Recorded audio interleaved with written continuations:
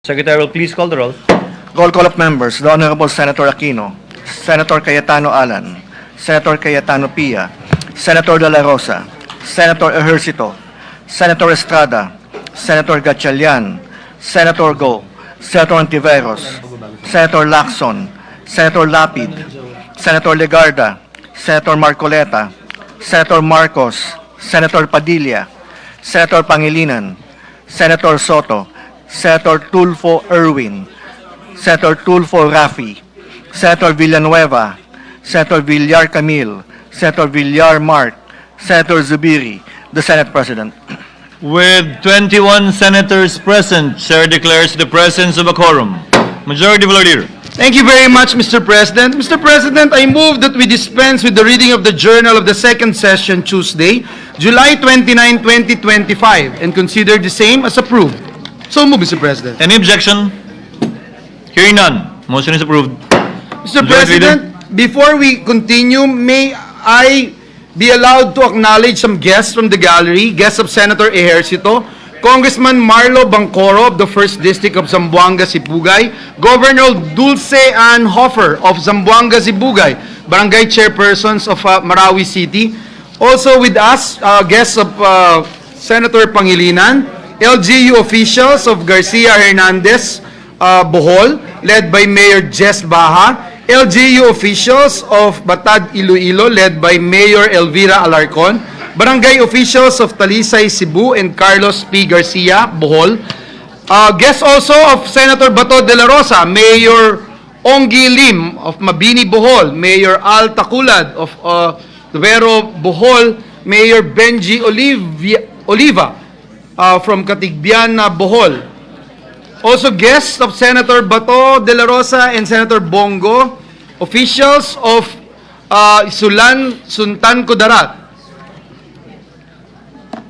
Congresswoman Ruth Sakaluran, Mayor Princess Rian Sakaluran, Vice Mayor Arnold Armada, and councilors of Isulan, Sultan Kudarat. Guests of Senator Camille Villar, Ms. Pamela Santos and Ms. Pauline Santos of the Asian Development Bank, and guests of Senator Legarda, barangay captains from Marawi City, specifically from the most affected areas of the 2017 Marawi siege, led by Engineer Hari Barambangan, and the Liga ng Barangay captains of Tobias Fournier Antique, led by Provincial President and Vice President for Visayas, Julius Cesar Tahanlangit. We welcome all of them in this August chamber, Mr. President. To the aforementioned guests, welcome to your Senate and good afternoon. Majority Leader. Yes. Okay, we'll just put clarification. Sige. Chair would like to correct, upon being informed by the Secretariat, the number of senators present, given that Senator Tulfo Rafi was already at the door. 22 instead of 21 would be the total number of senators present.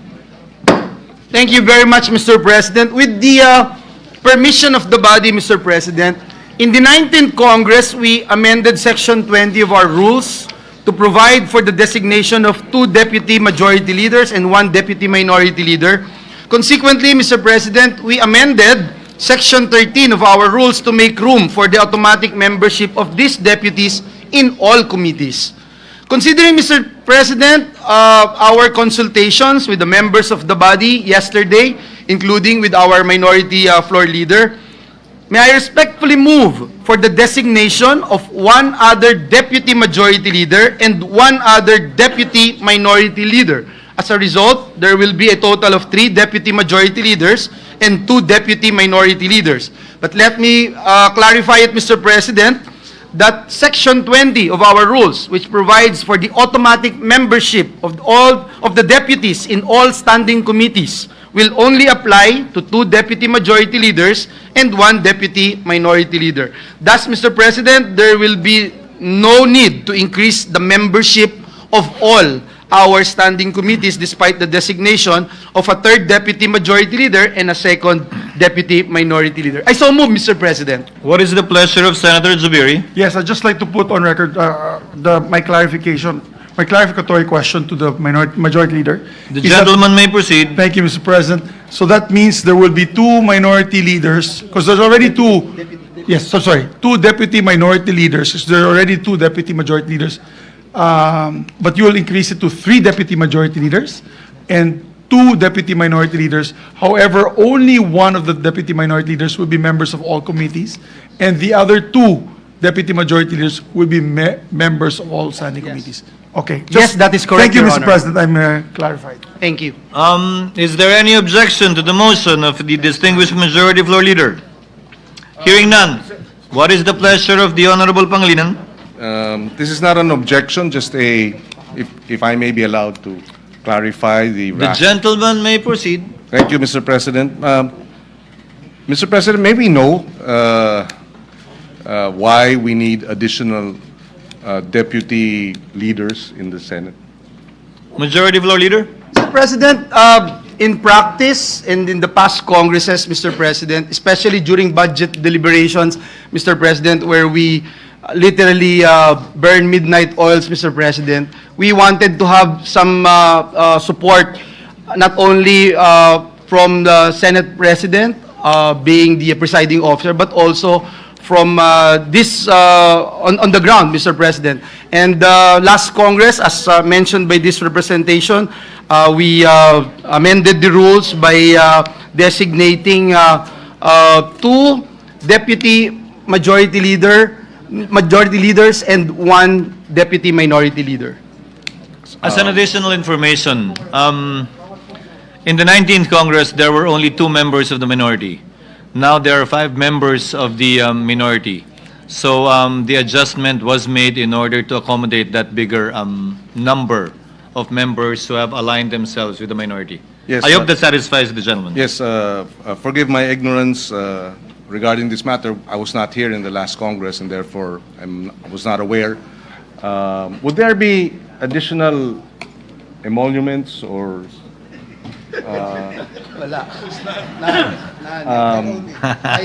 I just wanted to clarify that because I might consider becoming a deputy majority leader in the event that there is additional emoluments. None that I'm aware of, Your Honor, but I will inquire from the Secretariat.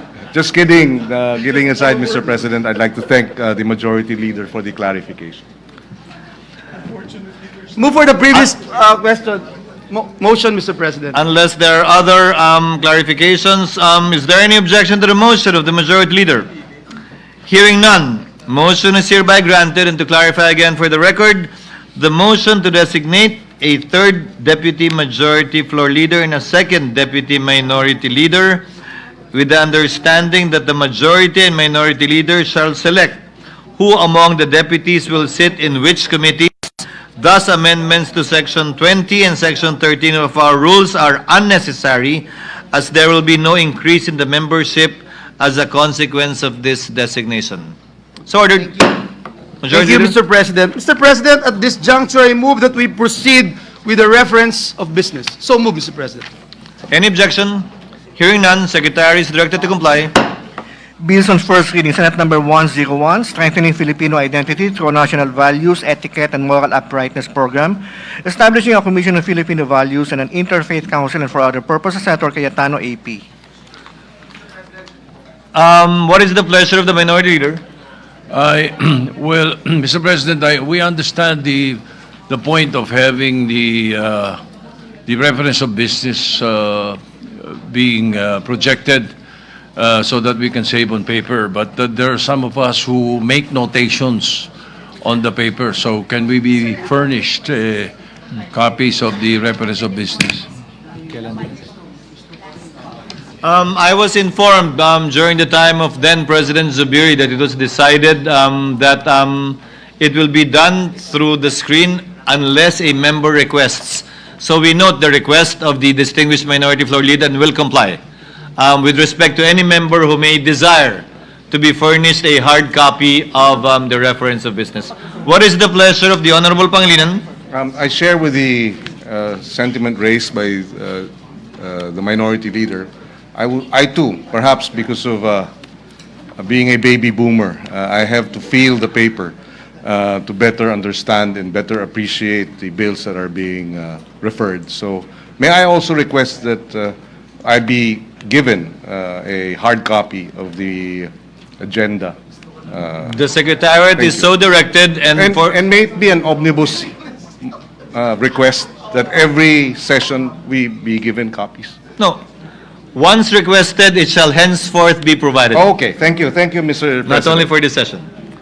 Duly noted, and Chair would like to inform the members that whomsoever would wish a hard copy, you may do so, and your office can coordinate with the Secretariat, who shall gladly comply. Acting now on the previous question, the bill read by the Secretary is referred to the Committees on Basic Education, Civil Service, Government Organization, and Professional Regulation and Finance. Senate Number 102, institutionalizing a comprehensive path to educational competition through a holistic student support program, providing funds therefore and for other purposes, Senator Cayetano AP. To the Committees on Basic Education, Higher Technical Vocational Education, and Finance. 103, creating a third commission on education, EDCOM 3, strengthening and continuing the mandate of EDCOM 2 to address the national education crisis, appropriating funds therefore and for other purposes, introduced by Senators Cayetano AP, Cayetano P, Escudero, and Villanueva. The Committees on Basic Education, Higher Technical Vocational Education, and Finance. 104, establishing an executive legislative labor commission to identify key challenges in the labor sector, propose solutions for the establishment of a nationwide framework for a living wage, and institutionalize a national labor roadmap by Senators Cayetano AP, Cayetano P, and Escudero. The Committees on Labor, Employment, and Human Resources Development, and Finance. 105, creating the Emergency Response Department, appropriating funds therefore and for other purposes, Senator Cayetano AP. The Committees on National Defense and Security, Peace, Unification, and Reconciliation, Civil Service, Government Organization, and Professional Regulation, and Finance. 106, institutionalizing a national program to support and care for abandoned, neglected, and voluntarily committed children, creating a special trust fund, appropriating funds therefore and for other purposes, Senator Cayetano AP. To the Committees on Social Justice, Welfare and Rural Development, Women, Children, Family Relations, and Gender Equality, and Finance. 107, establishing centers for elderly in all cities and municipalities, providing minimum standards, appropriating funds therefore and for other purposes, Senator Cayetano AP. To the Committees on Social Justice, Welfare and Rural Development, Local Government, Ways and Means, and Finance. 108, establishing camp development funds for the Armed Forces of the Philippines and the Philippine National Police, appropriating the sum total of 25 billion pesos for each for 5 years, and for other purposes, Senator Cayetano AP. To the Committees on National Defense and Security, Peace, Unification, and Reconciliation, Public Order, Dangerous Drugs, and Finance. 109, prohibiting all forms of advertising of online gambling, Senator Cayetano AP. To the Committees on Public Information and Mass Media and Games and Amusements. 110, establishing a national health passport system integrated with the Philippine identification system, strengthening primary health care by mandating the Department of Health and the Philippine Health Insurance Corporation to ensure that every indigent or disadvantaged Filipino citizen receives, free of charge, a comprehensive executive checkup at least once a year, appropriating funds therefore and for other purposes. Senator Cayetano AP. The Committees on Health and Demography and Finance. 111, establishing a national minimum wage for private sector workers, imposing stricter penalties for violations thereof, and amending for the purpose PD 442 as amended, the Labor Code of the Philippines, introduced by Senator Marcos. The Committee on Labor, Employment, and Human Resources Development.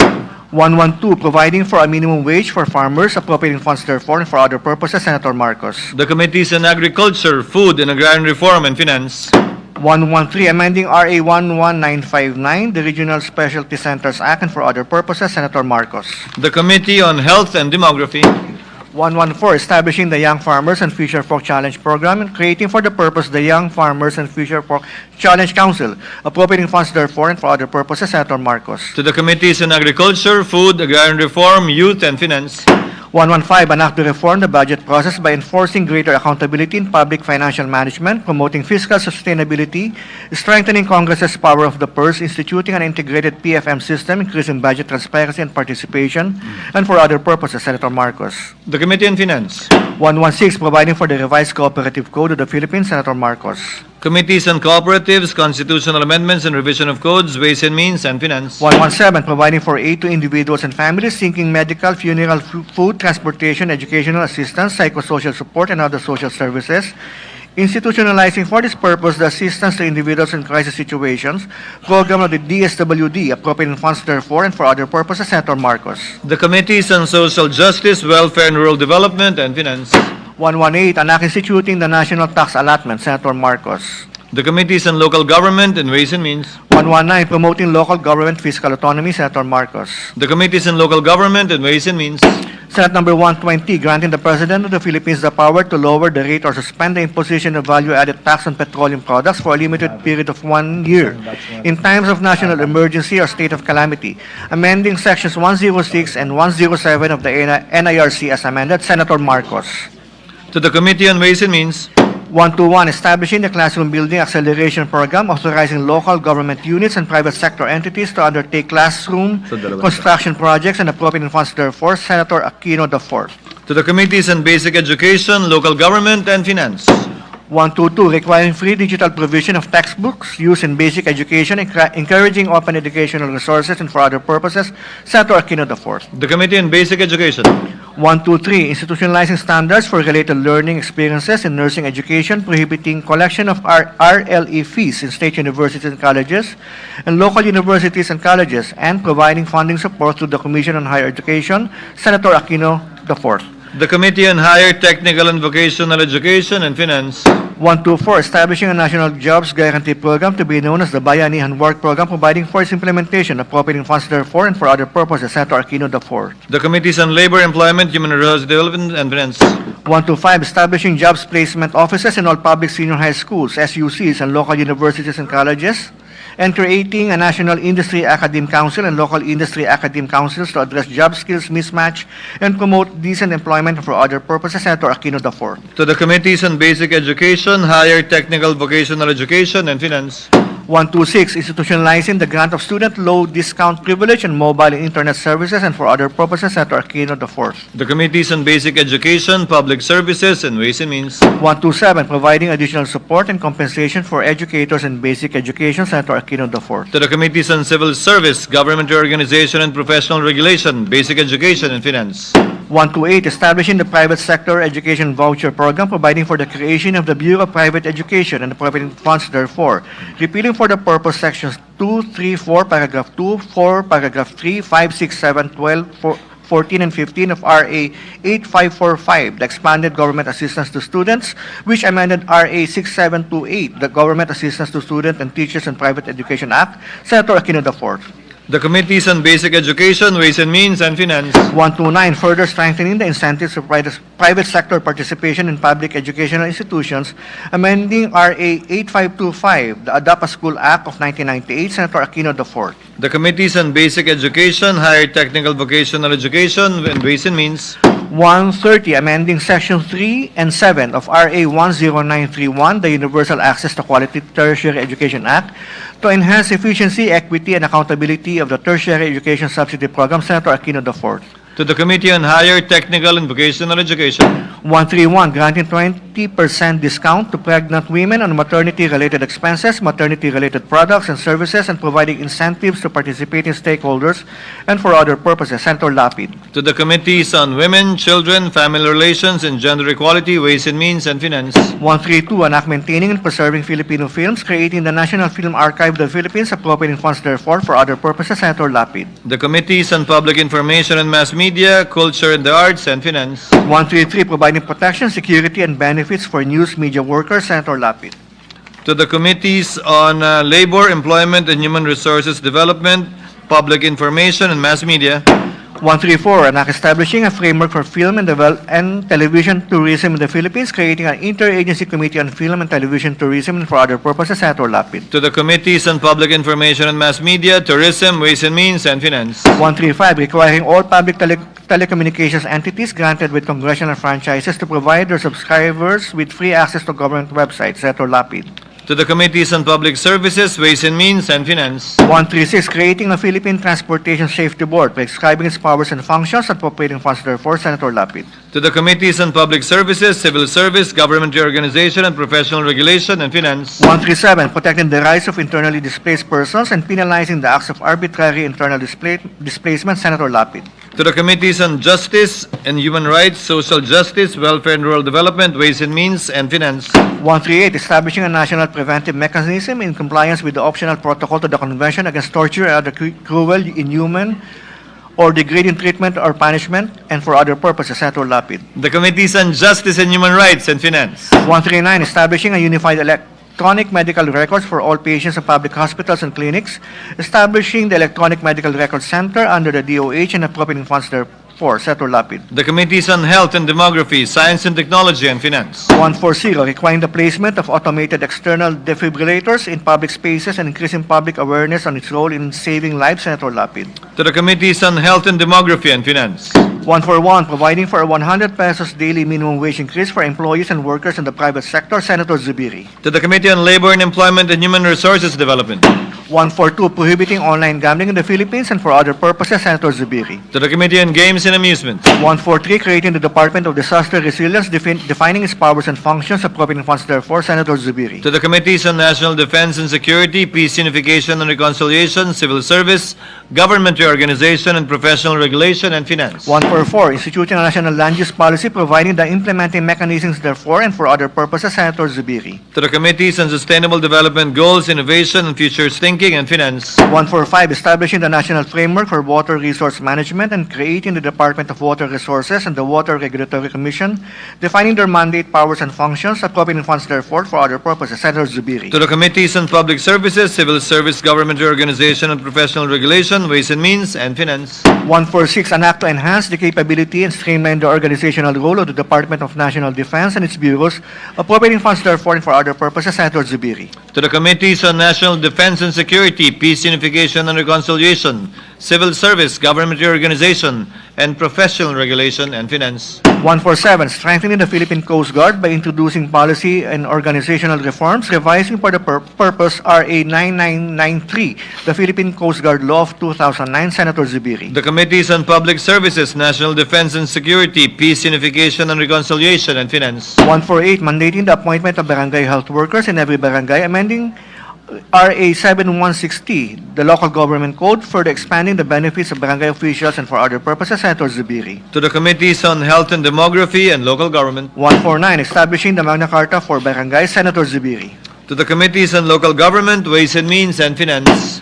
150, an act exempting government officials and employees from the prohibition against disclosure of or inquiry into deposits with any banking institution, amending certain provisions of RA 1405, the Secrecy of Bank Deposits Law. Senator Zubiri.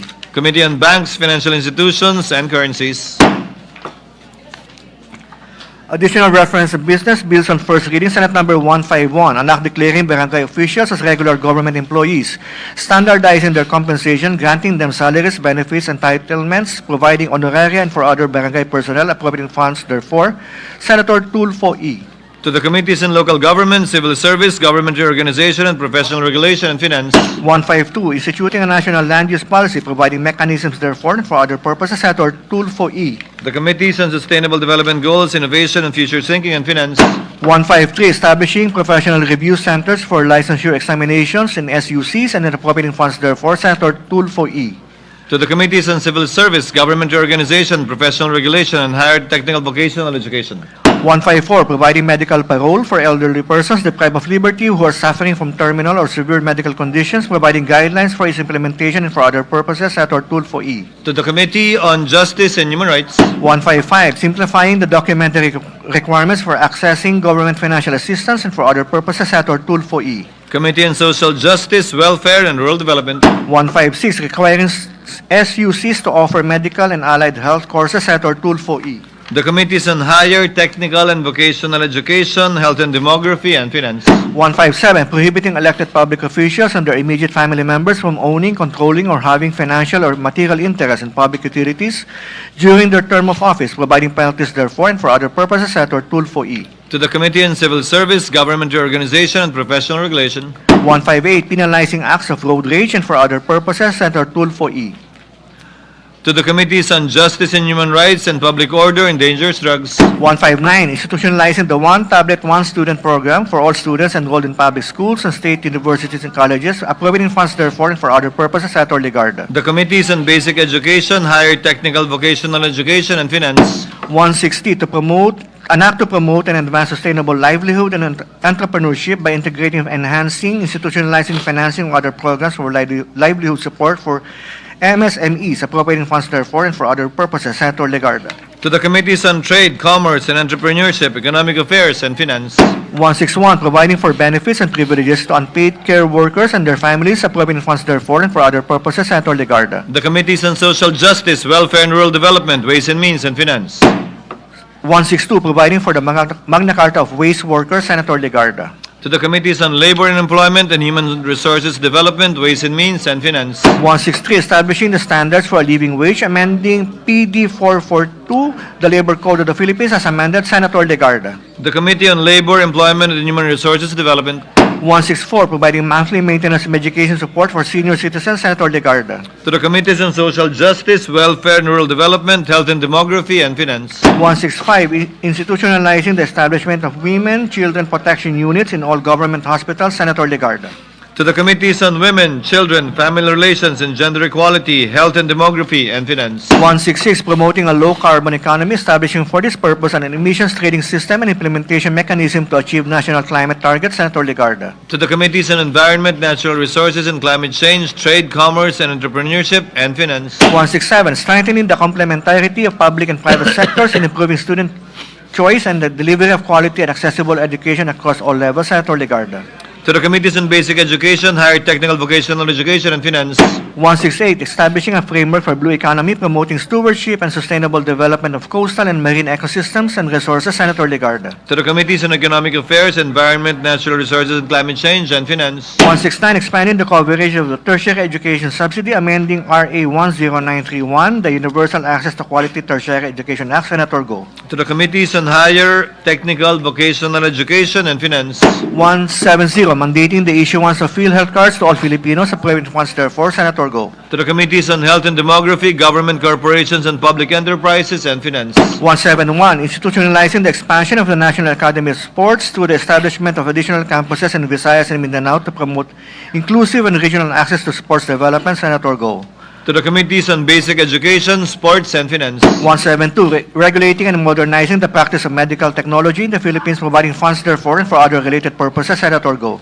The Committees on Civil Service, Government Reorganization and Professional Regulation, Health and Demography and Finance. Senate number 173, creating the Department of Disaster Resilience, defining its powers and functions and appropriating funds therefore, Senator Go. To the Committees on National Defense and Security, Peace, Unification and Reconciliation, Civil Service, Government Reorganization and Professional Regulation and Finance. 174, an act providing indigent job seekers discounted or waived fees and charges in the issuance of certain pre-employment documents issued by government agencies, Senator Go.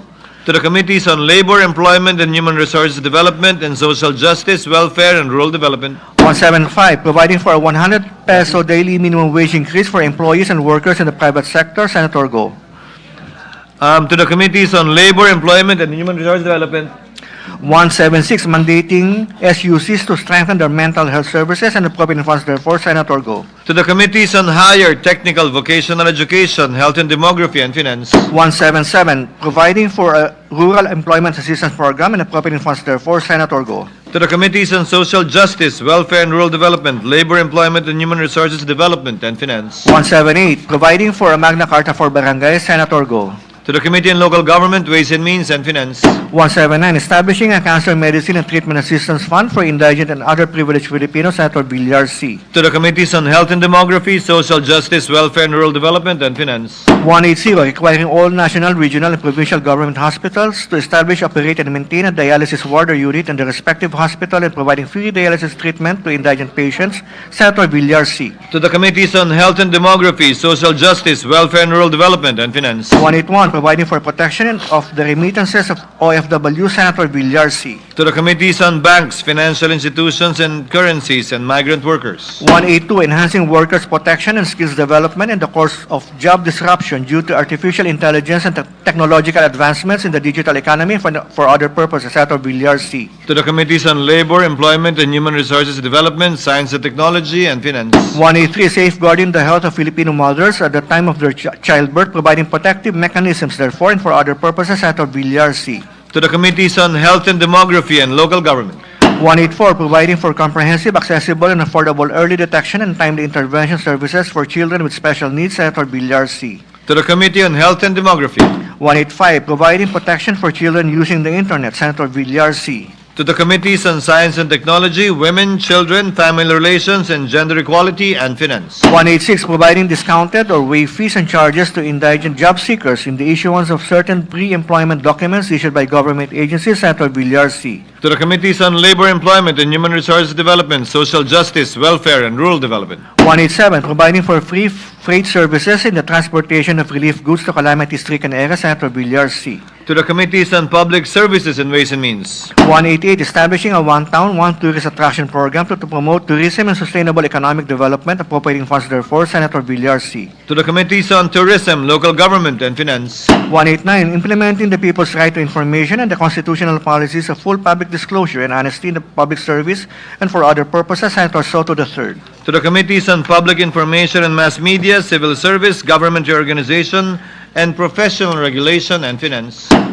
190, amending Article 9 of RA 9165, the Comprehensive Dangerous Drugs Act of 2002, and creating the Presidential Drug Enforcement Authority and for other purposes, Senator Soto III. To the Committees on Public Order and Dangerous Drugs, Civil Service, Government Reorganization, and Professional Regulation, and Finance. 191, prohibiting the publication and proliferation of false content and fake news on the Philippine Internet, providing measures to counteract its effects and prescribing penalties therefore, Senator Soto III. The Committee on Public Information and Mass Media. 192, amending RA 7941, providing for the election of party list representatives to the party list system and the providing funds therefore, otherwise known as the Party List System Act, and for other purposes, Senator Soto III. The Committee on Electoral Reforms and People's Participation. 193, requiring employers in the private sector to pay 14th month pay, Senator Soto III. To the Committee on Labor, Employment, and Human Resources Development.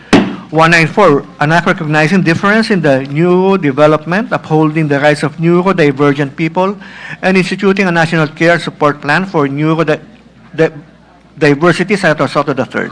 To the Committees on Social Justice and Rural Development, and Health and Demography, and Finance. 195, an act regulating the practice of environmental engineering in the Philippines and providing funds therefore, Senator Soto III. To the Committees on Civil Service, Government Reorganization, and Professional Regulation, and Finance. 196, amending Article 174, Paragraph 1 of the Family Code and Article 364 of the Civil Code, Senator Soto III. To the Committee on Women, Children, Family Relations, and Gender Equality. 197, an act providing for the conduct of hybrid national, local, and arm elections through manual voting and counting at the precinct level and automated transmission and canvassing for other purposes, Senator Soto III. To the Committees on Electoral Reforms and People's Participation, and Finance. 198 is streamlining the process for the admission of drug dependents in government drug rehabilitation facilities, amending Sections 3, 54, 77, and 81 of RA 9165, the Comprehensive Dangerous Drugs Act of 2002, Senator Soto III. The Committees on Public Order and Dangerous Drugs and Justice and Human Rights. 199, defining large-scale illegal trafficking of dangerous drugs and controlled precursors and essential chemicals, imposing the death penalty, amending RA 9346, an act prohibiting the imposition of death penalty in the Philippines and for other purposes, Senator De La Rosa. The Committee on Justice and Human Rights. Senate number 200, an act mandating the institutionalization of development, training, organization, and administration of ROTC program in higher educational institutions and technical vocational institutions, appointing funds therefore and for other purposes. To the Committees on Higher Technical and Vocational Education, National Defense, Security and Peace, Unification and Reconciliation, and Finance.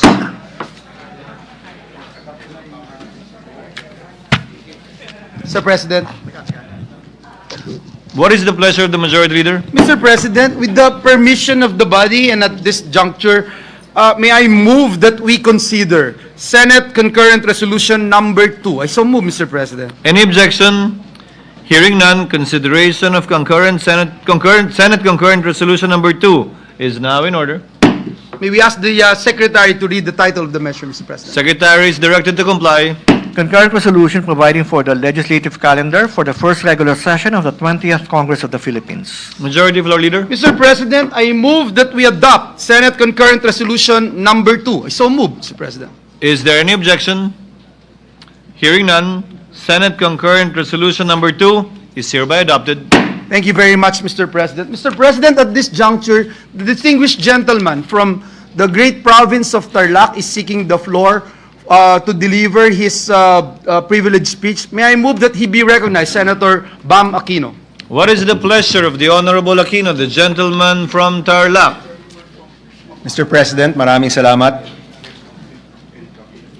Mga kababayan at kapwa ko Pilipino, karangalan ko po ngayon na pag-usapan ang isang bagay na nakakabahala sa pamilyang Pilipino at sa ating kabataan, ang estado ng ating edukasyon.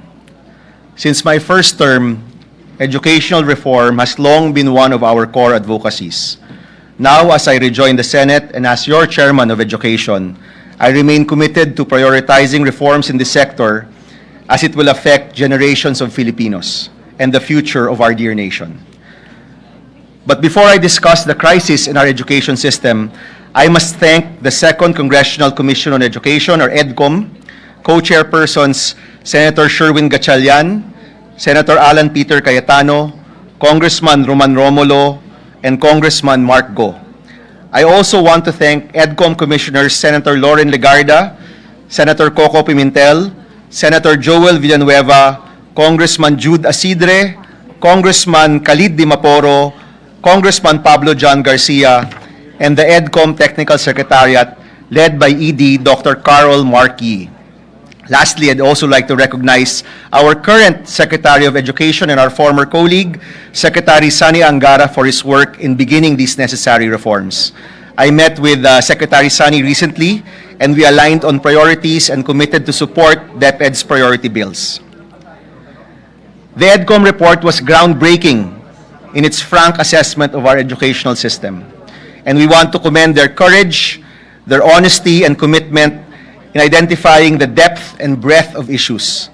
Rather than glossing over and sugarcoating these concerns, it is clear that their critique come from a place of care for our youth and desire for solutions.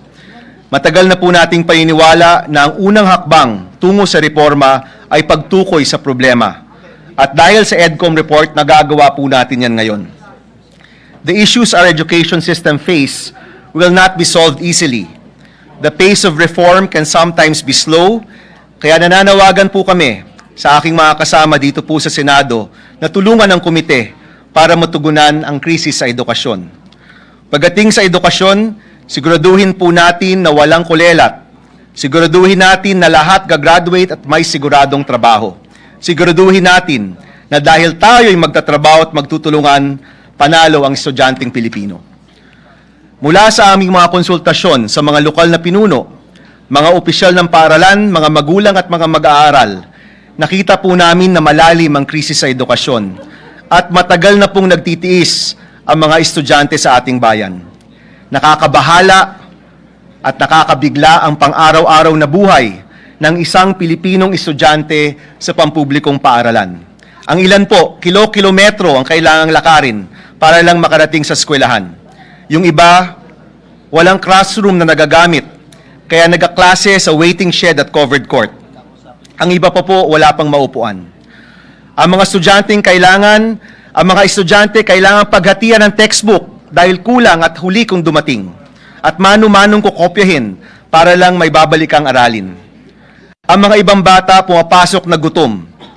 At kung suspendido ang klase dahil sa bagyo, sa baha o dahil sa heatwave, hindi makapag-online para matuto dahil walang libreng internet. Our consultations and EDCOM's report form the foundation of 7 key issues we need to address immediately, while recognizing that there are many more issues that will remain and many more that will arise. Unang-una, Filipino students today face a crisis in nutrition. Only 25% of Filipino children between 6 to 12 months old meet the recommended daily energy intake, 1 in every 4 Filipino children under 5 years old is stunted. And past the first 1,000 days, or from conception to 2 years old, stunting becomes irreversible. And these children will have permanent deficiencies in their physical and cognitive development. Mga kasama, in the 17th Congress, I principally sponsored and co-authored the Masustansyang Pagkain para sa Batang Pilipino Act or RA 11037 in partnership with Senator Grace Poe. And to solve undernutrition among Filipino children, we must now work together to pass priority legislation from DepEd that amends this law to strengthen its implementation and provide universal feeding for kinder to grade 3 and targeted feeding for grade 4 to grade 6. Our children deserve to be well fed and taken care of so that they're ready to learn. Pangalawa, second, there is an urgent need to address the classroom shortage in schools, with an additional 165,000 classrooms needed across the country. According to the EDCOM report, our Filipino schools are holding more than 2 shifts a day, and only 30% of school buildings are in good condition. Across the country, I've met local leaders and school officials who've talked about the state of their schools and discussed the lack of classrooms. And this leads me to believe, mga kasama, that the classroom shortage may possibly be even more than 165,000. We will exercise our legislative oversight into investigating the gap between the costs for building classrooms. Through our consultations, nalaman po namin na may mga NGO na gumagastos lang ng maliit sa 1 million pesos para makagawa ng classroom. Pero bakit po sa gobyerno more than double ang presyo ng classroom sa ating bansa? Umaabot po ng 2.5 billion pesos pataas. Ang tanong, bakit mas mataas ang halaga ng classroom na gawa ng gobyerno kesa ng pribadong sektor? At mahalagang malaman po natin ang sagot sa tanong na ito upang makapagpagawa po tayo ng classroom para sa ating mga estudyante. To solve the lack of classrooms, I filed the Classroom Building Acceleration Program, or the CAP Act. Once passed, this will enable the private sector, other non-government groups, and of course, other local government units to build our classrooms and to participate in the construction of classrooms. Kapag sabay-sabay gumagalaw ang gobyerno, pribadong sektor, non-government organizations, national and local government, mas mapapabilis ang pagpapatayo ng mga classrooms natin. Pangatlo, students, teachers, and administrators lack internet connectivity to support their education and aid in providing a multimodal approach to content delivery. With internet connectivity, students can supplement their studies with online learning, do further research, and communicate with one another. Teachers use the internet to improve their lessons and methods of teaching. And most importantly, access to the internet and internet literacy from an early age helps equip our students for future employment. In the interim time it takes classrooms to be built, access to the internet provides an additional avenue for a more robust multimodal approach to education. And to solve the issue of internet connectivity, we will exercise the function of legislative oversight and work closely with the DICT, who have underutilized their budget for connectivity since 2020. As the principal sponsor of the Free Internet Access in Public Spaces Act, which is also called the FIAPA Law, ipapatupad po natin ang paglagay ng internet sa ating mga public schools. I recently met with Secretary Aguda of DICT, who committed to the full implementation of this law by the end of 2025. And during last Monday's SONA, inulit po ito ng Presidente na priority makonect ang ating public schools sa internet. Our students and teachers deserve every possible method to access learning materials and should not be burdened by additional costs to access the internet. Pang-apat, Filipino students still lack access to textbooks. According to the EDCOM report, at the halfway point of the current school year, ngayong Enero po, only 37% of textbooks titles were delivered for grades 4 and grade 7. Ibig sabihin po nun, kalahating taon tapos na, pero mas mababa sa kalahati ang mga textbook na nakukuha ng mga estudyante. Hindi po nade-deliver ang mga textbooks ng mga estudyante natin. And friends, this is not a budget issue, this is a systemic issue from textbook development, procurement, publishing, and even delivery. Coupled with the implementation of the free Wi-Fi law, our stopgap solution to the lack of textbooks is the e-Textbook para sa Lahat Act. Once passed, this law will require the digital availability of all DepEd-approved textbooks for basic education on all official platforms or authorized channels for free. Ibig sabihin po nun, sa kauna-unahang araw ng pag-aaral ng mga estudyante natin, ang mga textbooks na hindi pa po na-deliver sa kanila, pwede nang ma-access online. Our students should be able to access the textbooks on time, whether in print or on the internet. Panglima, teachers are overworked, underpaid, and significantly lack support. 2 out of 3 teachers report working on over 50 non-teaching tasks and work more than 40 hours a week. Reports have shown that it takes a teacher 15 years to move from teacher 1 to teacher 3, where they earn around 30,000 pesos. And some schools have 500 teachers but only 4 non-teaching personnel. And only 45% of public schools have a designated school principal. Our teachers are overburdened and can't do what they want and what they need to do, which is to teach our children.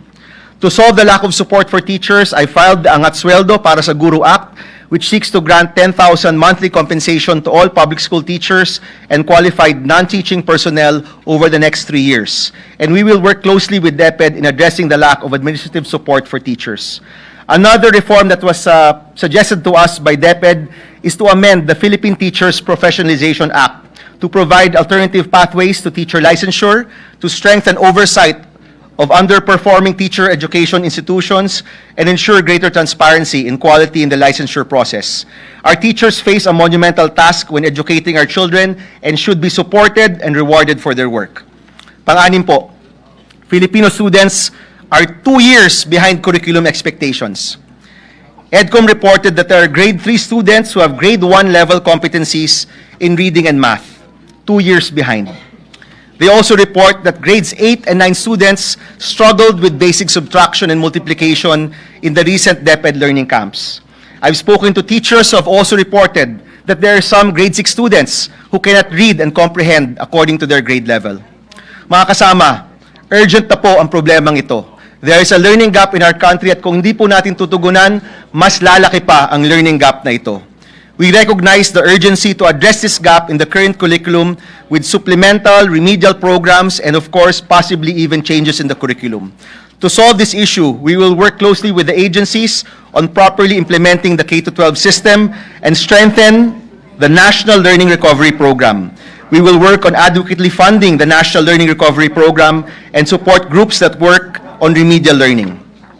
Panghuli, mga kasama, number 7. Our current educational system does not adequately prepare students for employability. A PID study released last June 2025 found that only around 20% of senior high school graduates enter the labor force. Only 20% po, with the majority choosing to continue their education. This of course calls into question the senior high school program's employment and entrepreneurial objectives. Mr. President, isa sa mga dahilan ng pagpasa ng Enhanced Basic Education Act noong 2013 ay para matiyak na makapagtatrabaho na ang isang estudyante na nakapagtapos ng senior high. Ganun po yung pangako ng K-12.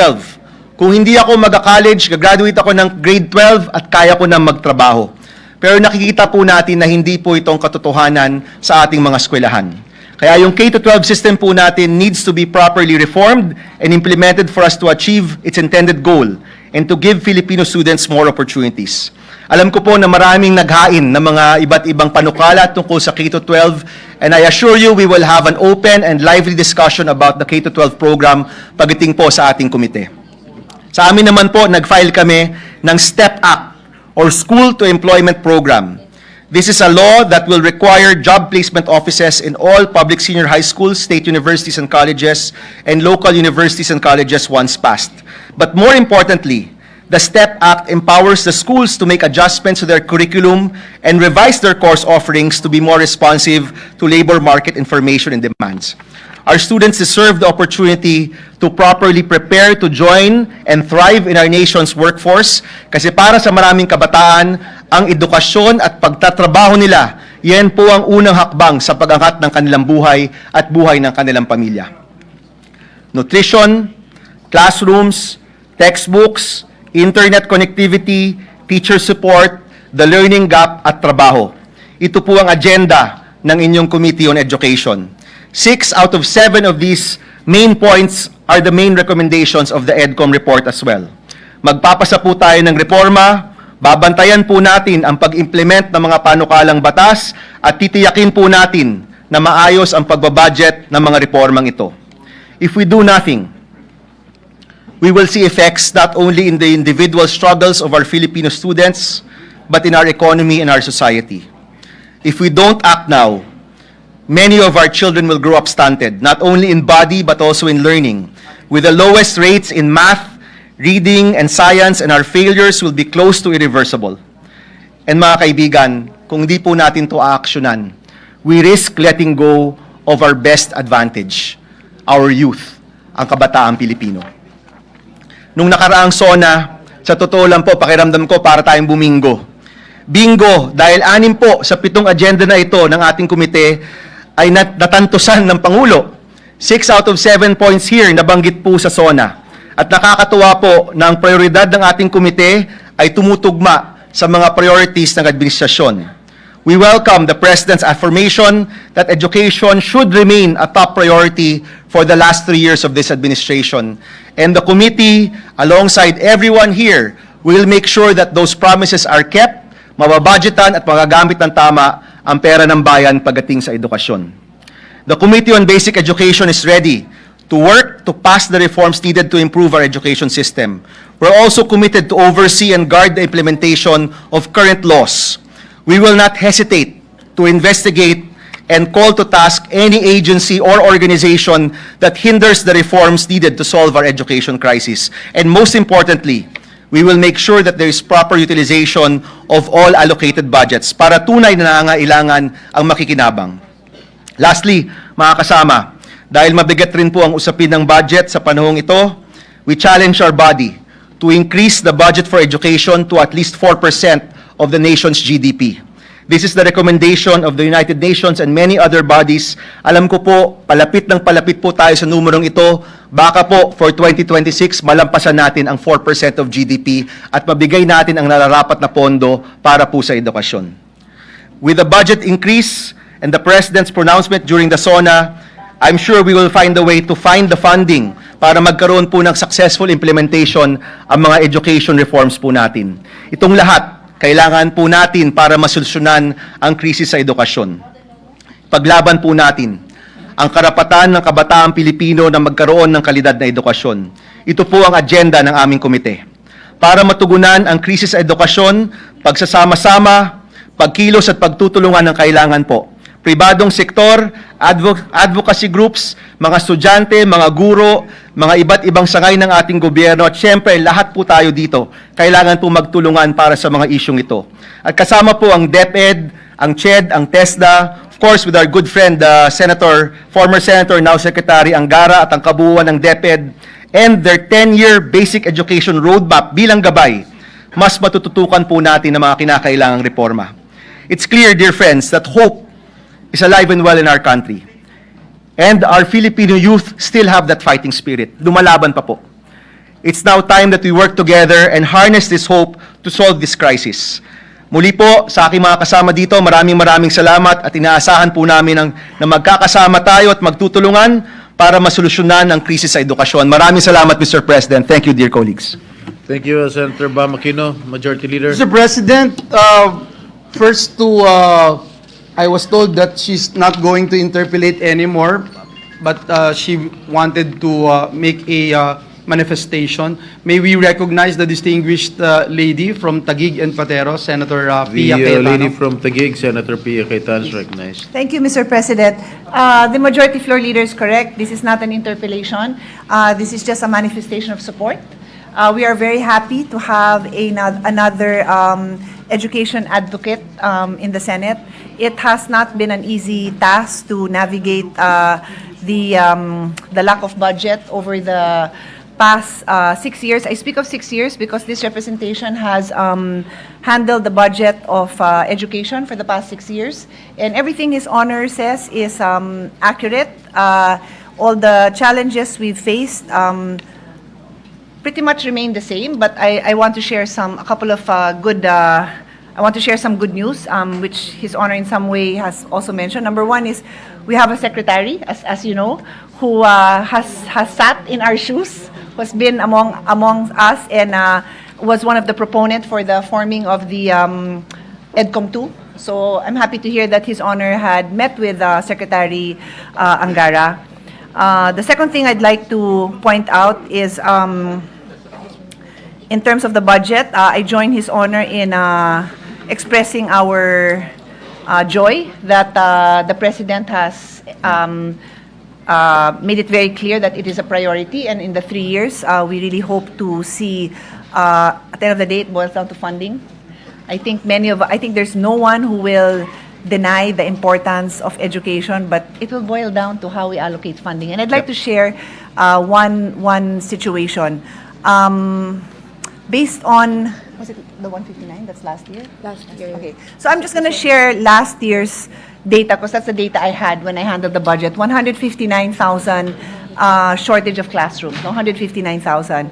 But the budget allocated was good for 7 billion. But to address the 159 billion, if you divide that, 159,000 shortage, the needed budget is 398 billion. So kung yung 159,000 na shortage, you try to fill that gap in 10 years, that 398 billion, you will spend 39 billion per year. Correct? Basic naman, no? 398 divided by 10, 39 billion. And yet, ang na-budget natin 7 billion lang. last year, for this year, is 7 billion. So we will have the same conversation, Your Honor, in a few months, because it will boil down to what is our political will to address this. And I also want to point out that this does not include the damaged classrooms. Yes, repair. That is actually the low-hanging fruit. Paayos mo na lang. Unfortunately,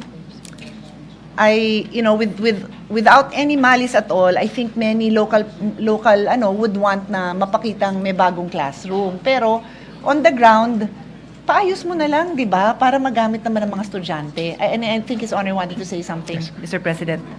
Yes, please proceed. Yes, let me just, although this is not an interpolation, but if I may just mention, I'm very bullish about this year's budget, Mr. President, because our new Chairman of Finance is the former Correct. Chairman of Education, who knows this inside out and who was instrumental in putting together EDCOM 1 and 2. So we've talked on the side with our Chairman for Finance, and we can make a push. I also remember in the SONA, Mr. President, I think the President mentioned that his target is 40,000 classrooms for this year. If that's 80 billion pesos, because government is spending about 2 million pesos per classroom, if we can find a way to bring that price down, Mr. President, no, of course the lady from Taguig knows the numbers inside out, but she also knows that a number of groups are able to build classrooms for much cheaper. Yes, of course. So if we're That is able true. to bring the price down, we will be able to build more classrooms with a smaller amount. So if the target is 40 billion classrooms, 40,000 classrooms, which might be 80 billion pesos, and we can bring the price lower, we'll be able to build more classrooms this year. At ang panawagan ko, Mr. President, maging bukas tayo sa mga hearing at alamin natin bakit ganun yung mga presyo. Bakit ang lalayo ng mga presyo? Parang times 2 yung sa gobyerno at kalahati yung the gentleman from Bukidnon mentioned na hindi lang flood control, dapat pati classroom building imbestigahan. In fact, if we were to decrease the budget for flood control, ilagay na lang natin sa classroom building program. If I'm not mistaken, Mr. President, we spent 350 billion pesos on flood control for this year. O di yun na, more or less yun na yung amount na kailangan for the 159,000 classroom shortage. Yes, Mr. President. Anyway, Mr. President, just one last point on the classrooms. The former chairman of the Committee on Education will recall that one of the biggest problems we face also is absorptive capacity. So many of these LGUs will include in their wish list budget for classrooms, pero hindi pa nila nagagawa yung pag-survey doon, tapos minsan yung property na i-allocate nila, yun yung malalandslide. Yes. So in the first 3 years that I handled the DepEd budget, that was the biggest problem. Hindi makagalaw, nagtuturoan yung, well, Senator Mark Villar is here, nagtuturoan yung DepEd and yung DPWH, kasi sabi ni DPWH hindi nila magalaw dahil kulang yung preparatory work that must be done. So, just sharing this Yes. with His Honor because these are the issues, I think, paikot-ikot lang to. Two last points, very quickly. This representation, as chairman of the Committee on Sustainable Development Goals and Futures Thinking, we came up with a report. It's called The Future of Education. We will be happy to furnish His Honor with a copy. And finally, I just also want to put on record that hindi nakalimutan niyo akong banggitin. Kasama din ako sa EDCOM. I just graciously resigned to make room because nung naging chairman of energy ako, Senator Alan became higher ed chairman. So with a reluctant heart, I gave up my seat, but I continue to be very supportive of all. So as I will still be under His Honor's term. Thank you, Mr. President. Thank you, Senator Pia. Mr. President, we Yes, will amend Senator Aquino. we will amend the speech to include the lady from Taguig. Thank you very much to the lady from Taguig. One question, Senator Aquino, if I Yes. may. How many classroom shortage in each region? Like, for example, in Metro Manila, Region 1 and up to Region 12? I don't have the data right now, Mr. President, but I think that's in the EDCOM report. And during the hearings, mahihimay po natin yan. All right. May- And on a may- lighter note, Senator Aquino, you mentioned earlier, nung nakikinig ako sa iyo yung privilege speech na masaya ka at maraming binanggit si Pangulong Marcos tungkol sa education. Yan ba'y pagpapatunay na sinusuportahan niyo si Pangulong Marcos? Mr. President, no, para sa edukasyon, lahat po tayo kailangan magtulungan. That's been my position ever since. At kahapon po, I was pleasantly surprised na nakaredy na po yung speech ko eh. Kaya parang bumingo po talaga tayo. Ang rami po dito nabanggit po nung Monday. We're very thankful for that. Thank you, Senator Aquino. Mr. President, the gentleman, Senator Kiko Pangilinan is also seeking the floor. I move that he be recognized and then Senator Padilla. Senator Francis Pangilinan is recognized. Thank you, Mr. President. This is not an interpellation, but I would just like to make a manifestation after listening to the privileged speech of our colleague, Senator Bam Aquino. This is to inform the good chairperson and our colleagues that this representation filed a bill, libreng almusal, for our grade school students as well as daycare center children. The incidence of stunting is alarming. There is an epidemic of hunger among our children. And it is not just stunting, it also affects the ability of our children to stay in school. Dropout rates for school children without school meals can go as much as 30% compared to primary school that have or offer a school meals program. So it has not yet been referred. We are still going through the reading of our libreng almusal program, but as early as now, we would like to at least seek the support of the chairman of the Education Committee so that we can jointly hear, number one, the libreng almusal bill, and at the same time, marshal it on plenary should the report be made available, Mr. President. For the record. Thank you, Senator. And we thank the senator from Tarlac for his privileged speech. Thank you, Senator Pangilinan. Senator Aquino? Mr. President, we welcome the manifestation of the gentleman from Quezon City. And once it's referred, we will prioritize the hearing of the bills on nutrition. And definitely, Mr. President, yung libreng almusal, isa po yan sa mga mahalagang panukala pagdating sa nutrisyon para sa mga kabataan. Thank you, Mr. President. Thank you. Senator Padilla? Is recognized. Maraming salamat po, Ginoong Pangulo. Ako naman po ay hindi gagawa din ng interpelasyon, kundi manifestasyon. Sapagkat kahapon po, napakaganda po ng usapan namin ni Senator Bam patungkol po sa kalagayan ng edukasyon sa ating inang bayang Pilipinas. At napakaganda po nung pinuntahan ng aming usapan na sana ay magkaroon din tayo ng mga hakbangin patungo naman doon sa ating kabataan na manumbalik sa pagmamahal sa kanilang kalikasan. Kanina nga po ay muli po nating binalikan habang nagsasalita yung ating mahal na senador galing sa Tarlac. Marami pong nanumbalik sa ating alaala na yung ating po mga kabataan ay masyado lang nalululong sa mga masasabi po natin, lalo yung pagkakalikha ng smartphone na yan, laging nakaharap na lamang doon sa kanilang mga smartphone, pati po sa mga malalayong lugar, nabigyan pa ng mga magulang ng kanilang mga cellphone, nandun na lang lagi po ang kanilang atensyon. Sana po sa amin pong pag-uusap kahapon ay mabigyan po ng pagkakataon yung ating kabataan matutumuli na bumalik sa lupa. Yung kanila pong pagtatanim, agrikultura, matutunan po silang mabuhay uli na sa kanila pong kakayahan ay masuportahan nila ang kanilang mga sarili. Yun lamang po, ako po ay saludo po sa inyo, Senator Bam. Maraming salamat, Senador Padilla. Senador Aquino. Yes, we'd like to thank the gentleman from Camarines Norte. Maraming salamat po, Senator Padilla. At isasama po natin ang usapin tungkol sa kurikulo dito po sa mga susunod na hearing at masasama po dyan ang usapin tungkol sa kalikasan. No?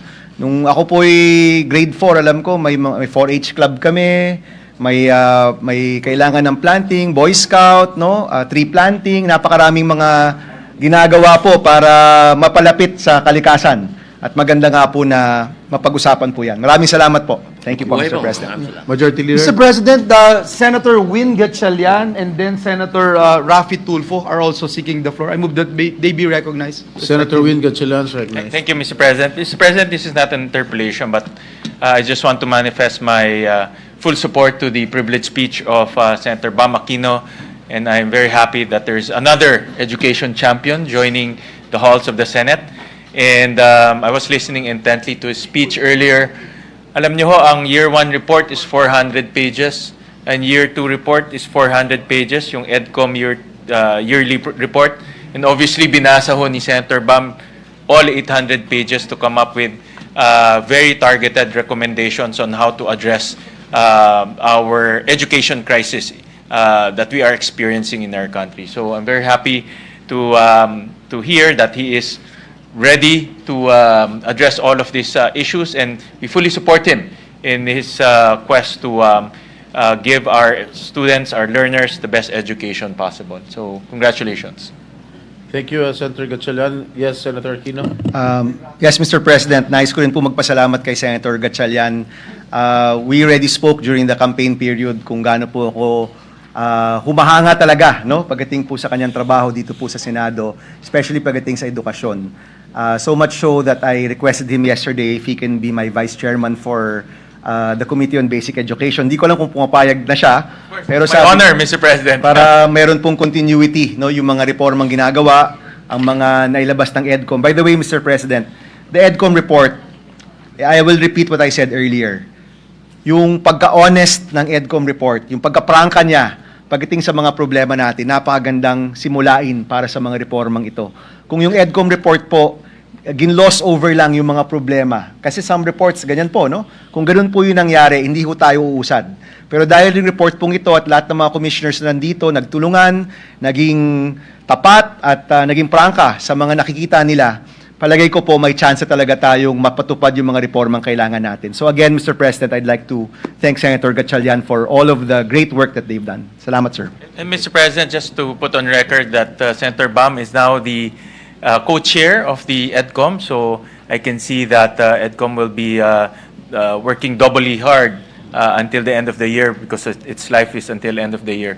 But definitely, nakikita ko po na marami tayong mariresolve dahil meron ho tayong isang chairman ng basic education na talagang ang puso niya ay para sa ating mga bata. So, congratulations. Thank you, Mr. President. Thank you, Senator Gatchalian. Majority Leader. Yes, Mr. President, Senator Rafi Tulfo is also seeking the floor. I move that he be recognized, Mr. President. Senator Rafi Tulfo is recognized. Thank you, Thank you, Mr. President. I would like to associate myself with the privileged speech of Senator Bam Aquino. It is very timely as another school year begins, and once again we deal with the problems of our public education system. Nandiyan na yung nationwide classroom shortage na 165,000.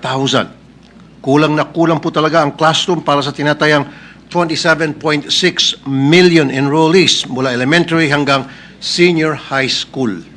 At may shortage rin na 56,050 sa bilang ng mga guro. Ngayon, nalapit ng budget season, siguraduhin po natin sana ang bawat sentimo na ibubuhos natin sa edukasyon ay mararamdaman ng ating mga mag-aaral. Pero maliban po sa problemang ito, nais ko pong ikatok sa ating chair ng Committee on Basic Education, kay Chair Senator Bam Aquino, ang mga problemang nakakarating sa akin ng personal na sana ay matugunan natin ngayong 20th Congress. Una na po rito ang hindi pagpasok ng mga mag-aral sa kadahilanang wala silang sapat na pangbaon na pagkain.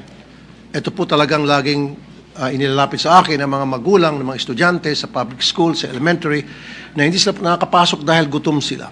Wala silang makain. Nung gabi, wala silang makain. Pagdating umaga, wala makain. Kaya hindi na po papasok, nag-absent na lang. Ayon sa Republic Act 11037 o ang Masustansyang Pagkain para sa Batang Pilipino Act, bibigyan ng 45 meal for not less than 120 days per year ang mga mag-aaral ng public elementary schools. Hindi po ito sapat. Kung gusto nating masuportahan ang ating mga mahihirap na mag-aaral, kailangan po nating tugunan ang problema ng kagutuman. Hindi makakapag-isip ng maayos ang mga estudyante at maraming na rin hindi sila po makapasok dahil nga po sa kulangang sa pagkain at wala ng sustansya ang kanilang kinakain kung meron man. Kaya sa panukalang aking pong inahain, nais ko pong maitulak na mabigyan araw-araw ng isang full fortified meal ang mga public school students mula kinder hanggang senior high sa buong durasyon ng academic year. Ang susunod po nais kong matugunan ay ang paulit-ulit na insidente ng bullying sa mga eskwelahan. Silipin po natin saan tayo nagkulang at talamak na rin po ang bullying, especially sa elementary and high school. Kailangan magkaroon ng sapat na sistema upang mapigilan ang bullying para hindi lamang ito reactive at puro suporta sa mga biktima. Prevention po ang mas mahalaga.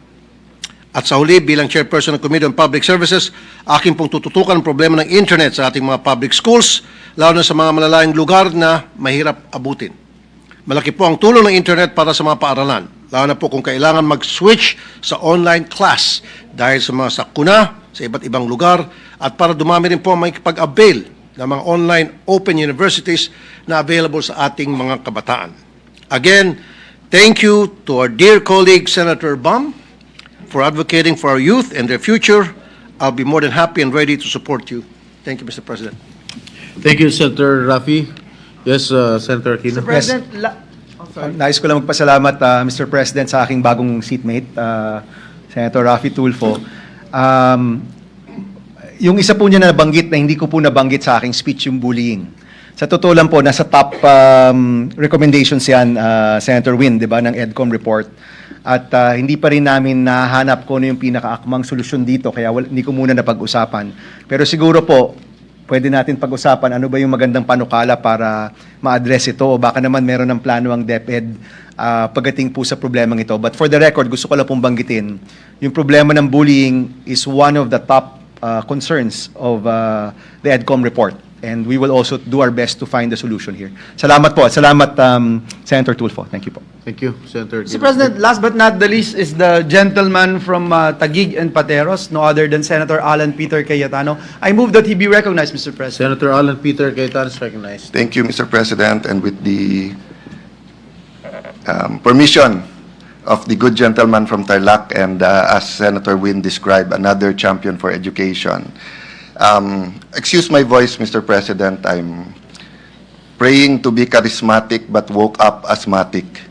So medyo masama yung sa chest, but I cannot help but stand up because kung ano man nararamdaman ko does not compare really with the state of education. At gusto ko rin pagbigyan yung dati natin na Senate President Mig Zubiri na nagsabing dapat mas maraming discussion talaga sa floor. Diba? So if the gentleman from Tarlac would allow me only 2 questions. Of course, Mr. President. Sige. First of all, I thank God that you were the first to speak and the first topic is education. I know there are a lot of political issues like the impeachment, the budget, the SONA, contra SONA, but I think all of us will agree not only should the highest budget allocation go to education, but the highest priority, no? Even if you talk on the spiritual side values, dapat yan sa education pa rin. Prime Minister Lee Kuan Yew solved many of the problems of Singapore with a 5 and 10-year plan in the basic education sector. So my question, Mr. President, is this. Together with His Honor and many of us, we were here during the time na diniscuss yung K-12.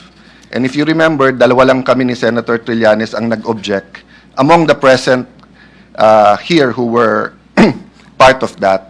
I think the whole world went K-12 except 2 other countries.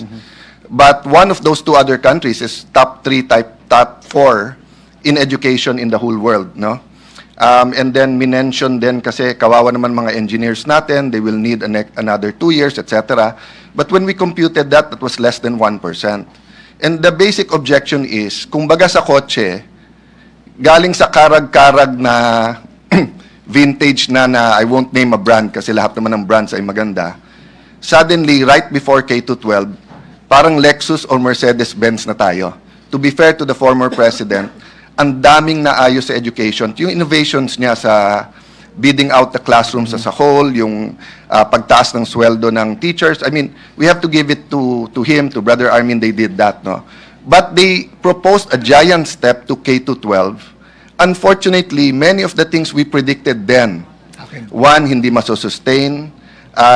Even Sensani, who I'm happy is now the DepEd Secretary, and of course it was his father who was the main proponent of this.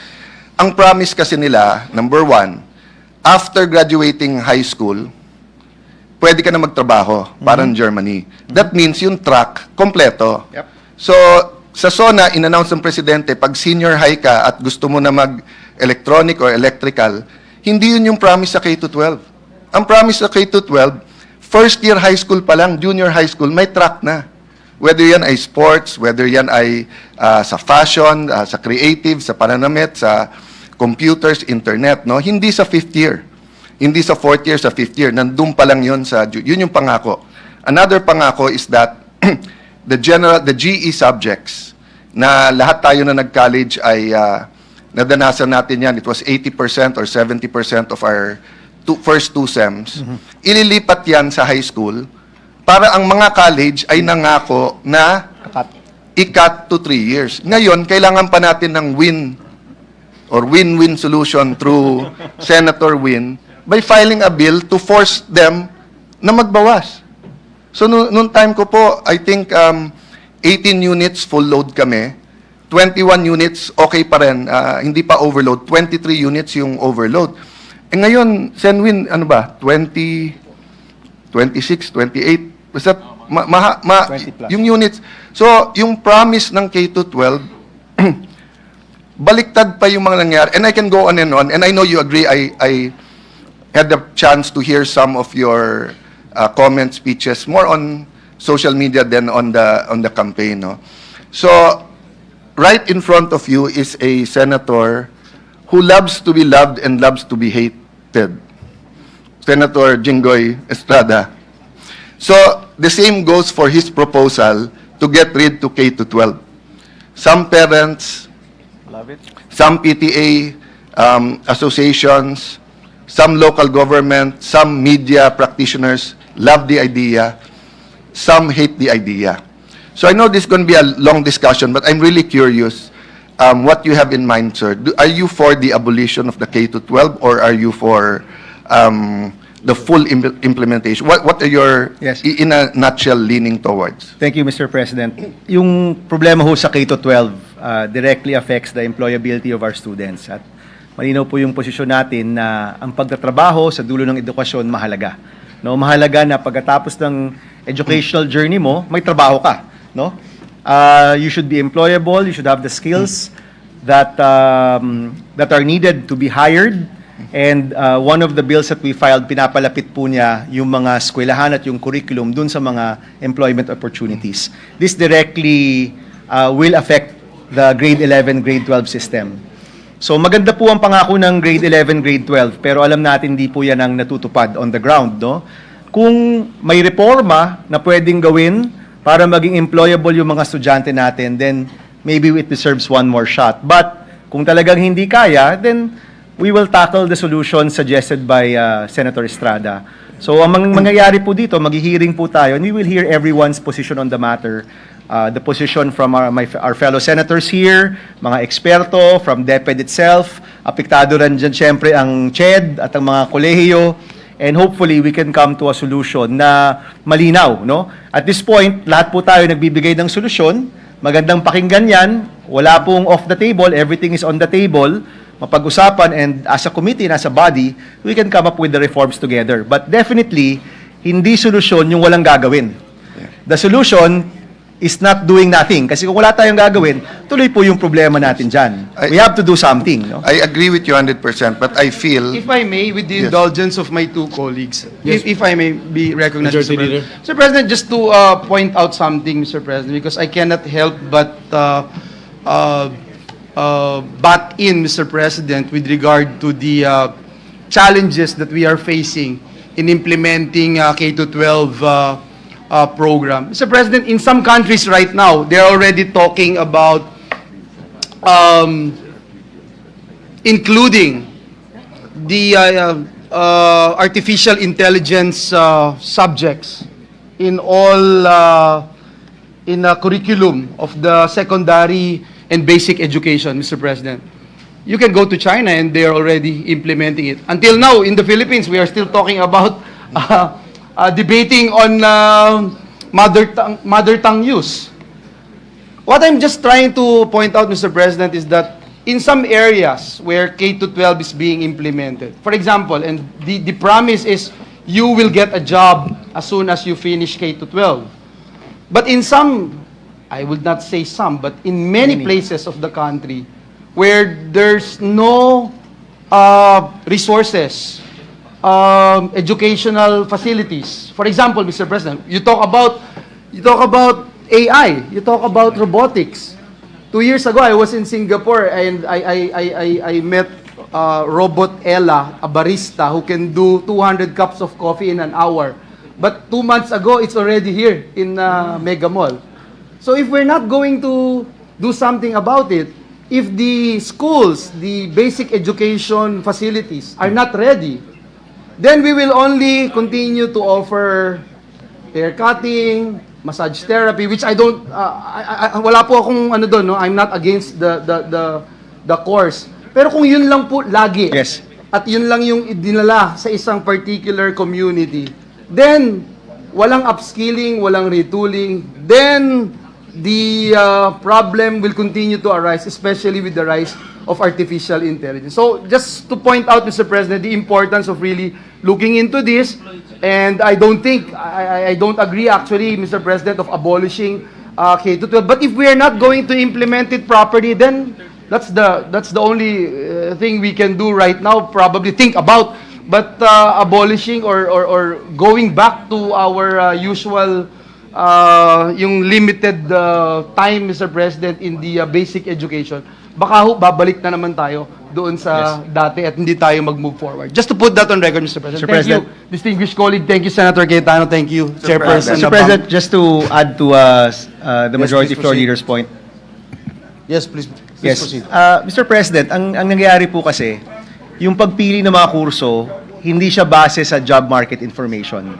So, actually, hindi pa nga yung available eh. Kadalasan po yung nangyayari, kung ano yung gusto ng mga magulang, kung ano yung gusto ng mga tao, hindi po kung ano yung base sa mga available jobs in the area. So, yung isang batas po na na-file po, isang bill na na-file po natin, si STEP Act, School to Employment Program, binubuo po yung labor market information na siyang magbibigay ng datos sa mga eskwelahan, both in high school and in college, para yung mga kurso pwede pong ma-rationalize, no? Sa gayon po, mas sigurado yung pagtatrabaho ng mga kabataan natin kasi yung kurso na tinitake up nila, talagang may opportunity na magtrabaho dun sa lugar. Ang nangyayari ho ngayon, base sa survey, base sa kung anong gusto, in the end, hindi nagmamatch. Kung may natutunan mang skills, baka kailangan umalis pa dun sa munisipyo, dun sa syudad, or worse, hindi rin siya yung mga skills na hinahanap ng merkado. So magsisimula po talaga yan sa integration ng ating labor market information.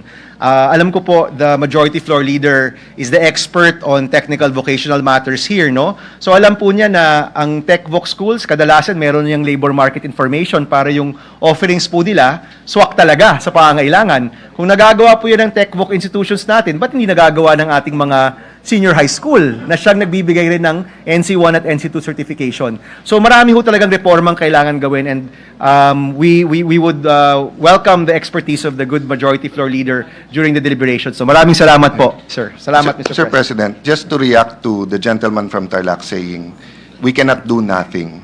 Okay, let me agree with him 101%. And to be fair to all our past presidents, I don't think they're not doing nothing. My point is we have to do something radical. Yeah. Kasi mabigat masyado yung problema. For example, in Metro Manila and many highly urbanized places, what we're talking about, job matching, etc., ganyan, malayo pa yon. Bakit? Half day lang sila eh. 3 oras lang, 4 na oras. Wala ng classroom, kulang na ng teachers. Pwera pa yung 1 linggo na walang pasok dahil bumabagyo. Karamihan sa kanila, wala rin naman tablets or Apple computer labs or anything like this, no? So the problem is really much more basic. The problem, that the bigger parts of the problem goes back to pre-K to 12 eh. Nabanggit ko kanina, bakit ngayon mas maraming more than 18 units. Lumalabas sa EDCOM, 122 units ang college eh. So, 122 divided by 3 years, that's only about 40 units per year. So, kaya naman pala ng 3 years. Bakit? The longer you ask a parent to sustain yung pag-aaral ng bata, the bigger the chance na mag-drop out. In Taguig, we have a 100% scholarship program. Pagka-graduate mo ng high school, we'll give you automatically 15,000 para makapag-enroll, whether TESDA yan or college. If it's a center of excellence like UP, we'll give you 50,000. Kung teacher ka or police, we'll give you 80 to 120,000 magmasteral. But you know, you check the dropout rates, comparable pa rin sa ibang lugar. Kasi nga yung scholarship program natin at pinagyayabang natin full scholarship, 30% lang yun ng gastos eh. Yung out of pocket is 70%. And the additional kindergarten, which is good, ang kindergarten, 100% good. But yung additional 2 years, tapos yung nag-additional 2 years ka nga, half day ka naman. Ano yun? Diba? So again, I know this is going to be a long discussion. Mr. Testdaman, Mr. Trabaho ng Senado stood up. I remember we were discussing how much, Brad, is the budget now of TESDA compared to when you were TESDA? Times 3 na? Times 4 na? At it's times 3 na. Ang pangako nun, yung TESDA i-integrate sa high school. Ngayon may 3-year course na yung TESDA, naging CHED na rin ang TESDA. Tapos may mga course ang TESDA, singmahal na rin ng mga college. You know? So again, I say all of this with passion because nga, you know, I saw it before my eyes kung ano yung successful, pero kung ano din yung dumudurog sa sistema. But the solution is there, but we have to be radical. 165,000 schools. Binanggit to ng EDCOM, school classrooms. Binanggit to ni Senator Tulfo. I guess, sobrang dami na nagsusumbong sa Tulfo, kaya buti, madadalawa na Tulfo natin. So, mahahati na po ang trabaho sa mga nagsusumbong sa atin. You know, Senwin and I, hindi po ako magaling mag-compute, no? But you have to hand it to Senwin. Not only is he very good in education, singkit din, kaya magaling din sa calculator, magaling sa math, sa business. Alam nyo, kinocompute namin, kung sa 1 million Senwin, 165 billion lang yon. That's almost half or 2/3 lang nung baha budget ng DPWH. Exactly. 1 trillion yung budget ng DPWH. Gusto nyo tapusin in 1 year ang kakulangan sa classroom? Medyo bitin pa yung 165 kasi sa Metro Manila, walang lupa. But the point is, I'm agreeing with you, sir, but I think the task of this 20th Congress is not only for change or to do something, but it is really the radical change that is needed, the hard decisions, putting our money where our mouth is. I campaigned in my first term in 1998 telling may kababayan in Taguig, tiisin muna natin na napuputikan ng paa natin. Minsan nagkakaroon ng alipunga dahil sa baha. Pero gawin natin lahat ng classrooms natin. And now, awa ng Diyos, maganda edukasyon, mga nagtatrabaho sa BGC, mga taga-Taguig. But kung inuna namin ng inuna yung flood control, and it's hard to be in a flood, 3 months kung paano kaming bahain before, no? But to go to my second question, dahil matalas na ang tingin sa akin nung dating Senate President natin at napaka-importante, and I support his privilege speech, but it's in connection with that, no? When Isabong happened, and now I can tell the story, that was one of the reasons that there was a clamor to remove me from the speakership, because I refused to even calendar the franchise of Isabong. I knew how addictive and kung gaano kalaking problema yan, no? So ngayon, wala nang pogo, thank God, and thank you everyone here who worked on that. Having said that, pinag-iisipan pa ng Malacanang kung ano ang epekto at anong balance ng online gaming. So my question is this, because nga I'm eager to hear Senator Zubiri, former Senator Zubiri, but shouldn't CHED and TESDA and DepEd, not only kay Sen Sani now, I said this during the time of VP Sara, I said this during Duterte administration, shouldn't they weigh in? Kasi can you imagine, sasabihin ng PAGCOR, we're making 50 billion. Tapos ang mga bata, tuturuan mo, kulang-kulang tayo ng mahigit 1 trillion, papayag ka sa 50 billion na kikitain, tapos ang mga bata, tuturuan mong hard work, mag-aral ka, huwag kang magsusugal. And then pag uwi nila, yung driver na sumusundo, nagsusugal. Sa church, kahit kahapon sa anong Monday, di ba? May nanonood na sabong habang binoboto yung speaker. So, do you feel, no, as one of the champions of education, that despite being in the same cabinet, certain members of the cabinet that deal with our children, no, and deal with values should have a hard stand? I agree. Thank you. Mr. President, just to respond to the query of the gentleman from Taguig, I agree completely. No, hindi ho dapat natin ipamigay ang kinabukasan ng mga anak natin para sa ilang bilyong buwis na makukuha natin. And I'm sure, Mr. President, this issue will be tackled here. That's the privileged speech of the gentleman from Bukidnon. And I will support all measures to ban online gambling. So thank you very much, Mr. President. Well, after hearing that, Mr. President, may I offer to transfer to Senator Bam the Committee on Science and Technology, given that this is intimately related with his advocacy of dito sa basic education. So we have agreed that he'll give me 1 year to finish some bills that I started, or that all of you filed. I didn't file that, but I heard it.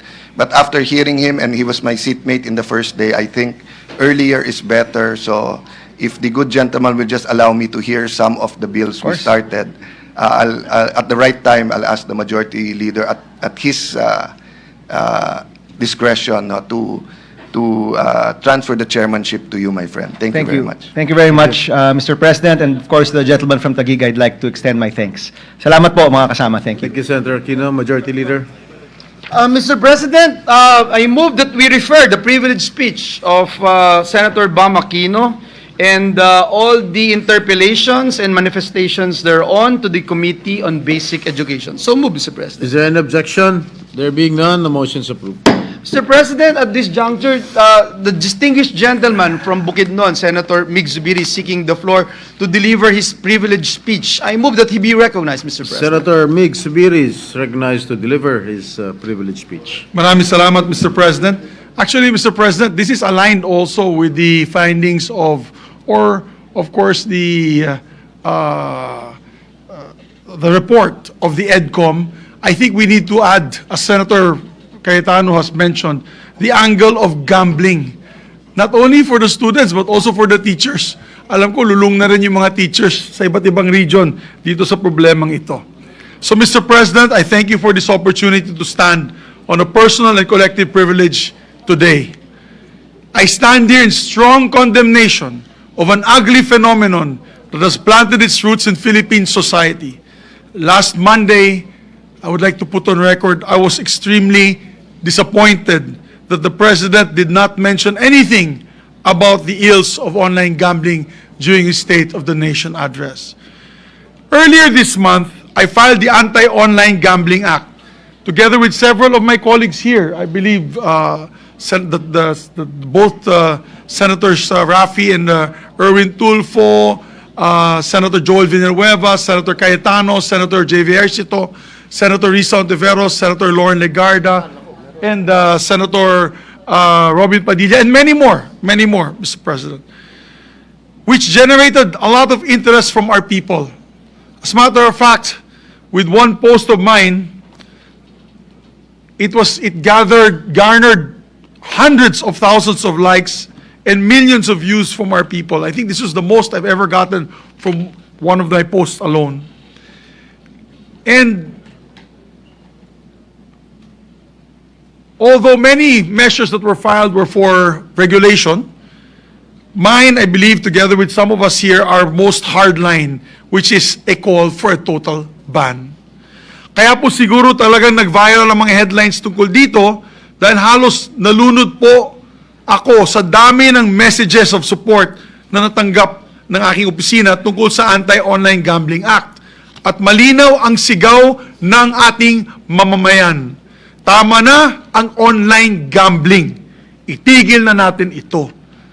Tawagin niyo na po akong sirang plaka, pero hindi ko po tatantanan ang isyong ito hanggat hindi natin tuluyan na puksa ang sakit na ito na sumisira sa buhay ng ating mga kababayan.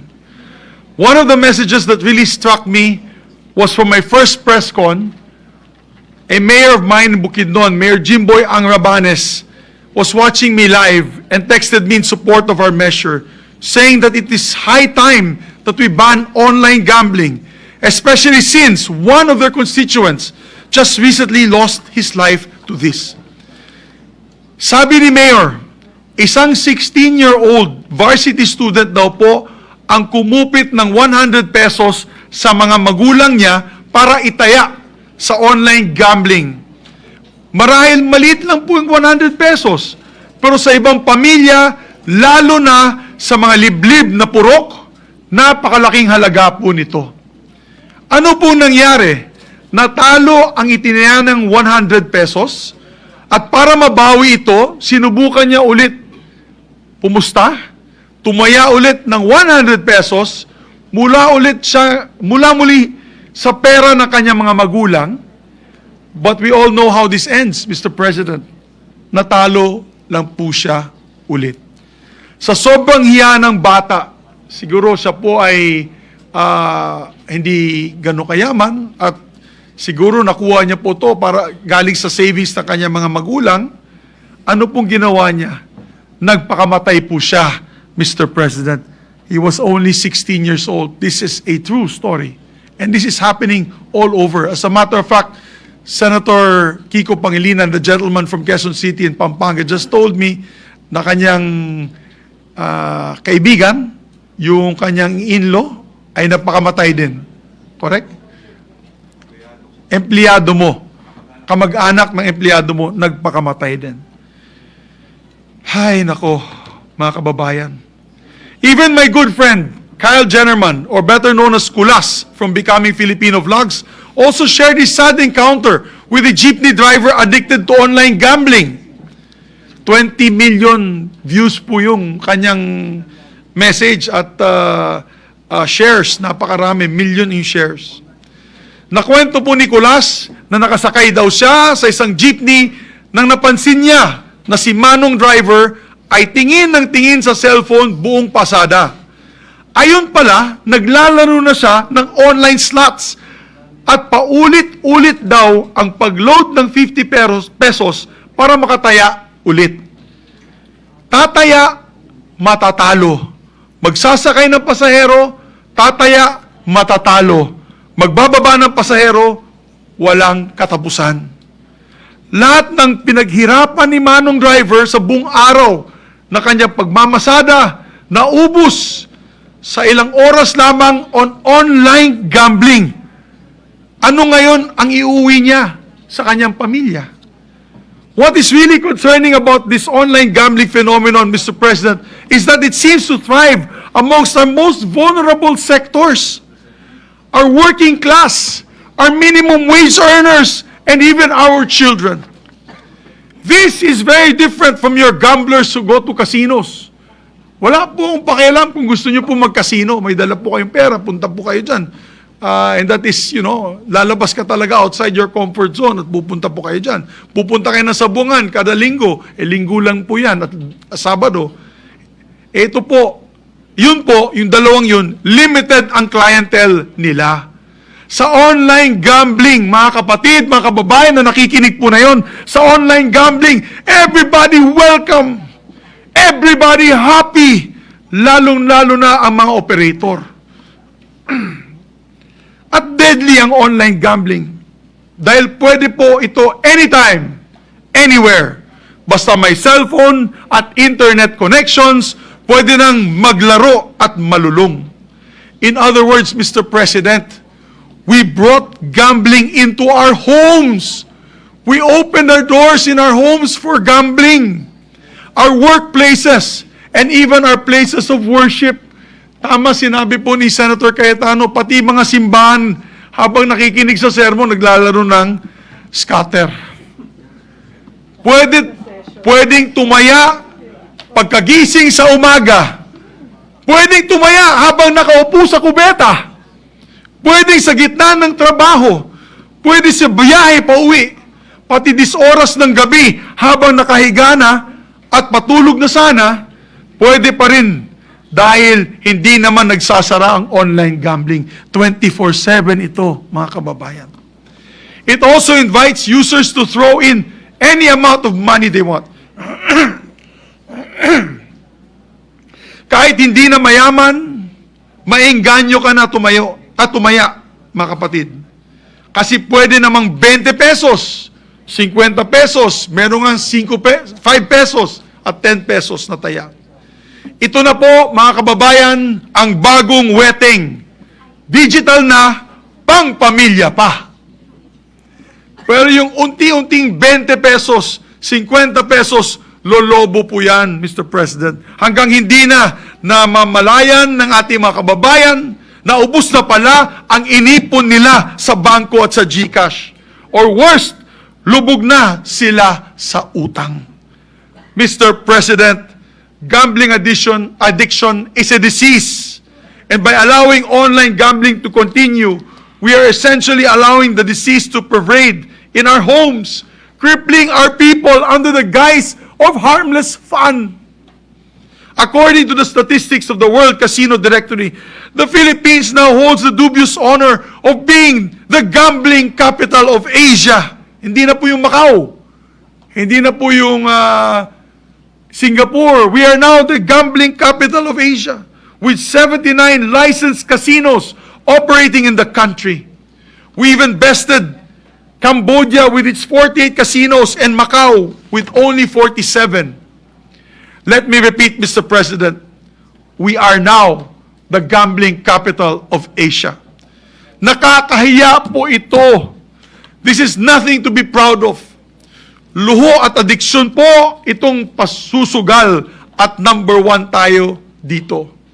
Ito ba ang gusto ng ating Pangulo na maging legasiya niya paglabas po niya itong 2028, pagbaba po niya sa kanyang tungkulin bilang Pangulo? The question is, how did it come to this, Mr. President? The answer, of course, is in the numbers. In 2024, online gambling operations gave PAGCOR gross gaming revenues of over 135 billion pesos, a dramatic increase to the 33 billion gross gaming revenues of the year before. The combined e-games and e-bingo net income came to about 48.79 billion, contributing to almost 50% of PAGCOR's record high income of 112 billion. Marking a 41% increase from the 79 billion net income in 2023. From this 112 billion, Mr. President, PAGCOR was able to give 68.2 billion back to the country as contributions to nation building. I want to give you the numbers first so that I may sound objective. This year's revenues, by the way, this year's revenues are ramping up to be even bigger. For the first half alone, the gross gaming revenues for e-games have already hit 114.83 billion. First half, first 6 months, 114.83 billion. And we are only halfway into the year, we're already sure to exceed the 135 billion gross e-game revenues last year. We can attribute the ballooning success of online gambling to PAGCOR's reduction of fees. Binabaan pa nila yung fees nila. From 35% down to 30%. A policy that took effect beginning January this year. The money that operators save in PAGCOR's fees could then be put out to other expenses like marketing, advertising, which explains why the proliferation of flashy online gambling ads with our country's biggest stars. Safe to say, online gambling operations are going to be raking in high record numbers again by year end. So they have promised, PAGCOR has promised to give more funds to government social programs such as AICS, 4Ps, MAIP, TUPAD, and all other social initiatives that the President promised in his recent State of the Nation address. Mr. President, these are good and worthy causes, no doubt. But at what cost, Mr. President? At what cost? Dapat malaman ng taong bayan na ang kinita ng PAGCOR dyan galing sa mga bulsa ng ating mga mamamayan, mga tatay, mga nanay, mga lolo at lola, ang ating mga anak at mga apo nalulong na sa sugal. Ang mga pamilyang matutumbasan ba natin ang mga buhay na nasira ng online gambling? Ang mga pamilyang nawasak, ang mga kabataan na pariwara. Shame on you, PAGCOR. Shame on you, operators of online gambling. Kung may isang Pilipino tayong tinutulungan dahil sa kinikita ng bayan sa online gambling, panigurado ako na libong-libong Pilipino ang nagdururusa ngayon at lubog sa utang dahil nalulung sa gambling. Kung may isang bata tayong mapapaaral mula sa online gambling, mas maraming mga bata rin ang hindi nakakapag-aral dahil na-addict na at kasama na kanilang mga magulang sa scatter at iba't iba pang mga laro sa kanilang cellphone. It is a vicious cycle, my dear colleagues. The government through PAGCOR earns big revenues at the expense of broken families, broken dreams. Mapapantayan po ba natin ang kita ng gobyerno sa mga buhay ng nasira at buhay na nawala dahil sa online gambling? Hindi pa ba tayo natuto sa nangyari sa e-sabong? If we do not nip this issue in the bud, and if we do not if we do not set a total ban on online gambling, we may find ourselves slowly but surely morphing into a gambling state. I do not mean a gambling capital, which we already are, my dear colleagues. I am talking about a gambling state similar to a narco state. What do I mean by that? I mean that with the presidential and national elections in the offing come 2028, we might elect public officials aided by and beholden to online gambling lords with massive war chests and deep-seated interest in keeping our people chained to their phones, forever betting and losing. Gambling is a losing game, ika nga. Talo ang bayan at taong bayan dito. But there are few winners, and I'm not referring to the few times that you might win and make your money back on online slot machines. When I say winners, I mean the real winners are the operators who pocket all their hard-earned money that our people desperately throw into online gambling. A fact is, when the President did not mention any thing about online gambling and at least a move to curb its addiction to its people, the stocks of online gambling in the SEC, in the stock exchange, the PSE, increased so much by several percentages, Mr. President. Lalo pa silang yumaman dahil wala pong naibanggit ang ating mahal na Pangulo. And in time, these operators will not just win by making money, Mr. President, but will also be harnessing and wielding political influence in the corridors of power. In my press con, Mr. President, I said this, we need political will. Mahirap ang mga kalaban na ito. Ang iba, politiko. Ang iba, kamag-anak na mga politiko. Mayaman masyado, mga bilyonaryo. Katulad ng sinabi po ng dating Pangulong Duterte, mga oligarchs po ito. But we have to stop this, Mr. President. If not, lahat po ng ating pamilya ay may biktima na sa online gambling. Using the words of the President, mahiya naman kayo sa mga pamilyang winawasak ninyo dahil sa online gambling. My worry, my dear colleagues, is that a time will come that online gambling, due to the sinful money they earn, they will continue to lord it over for the next decades. So my dear colleagues, I appeal to you.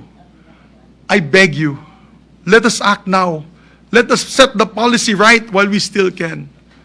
Maraming salamat, Mr. President, and I leave my faith to the Senate of the Republic of the Philippines. Mabuhay po tayong lahat. Thank you, Senator Zubiri. Majority Leader.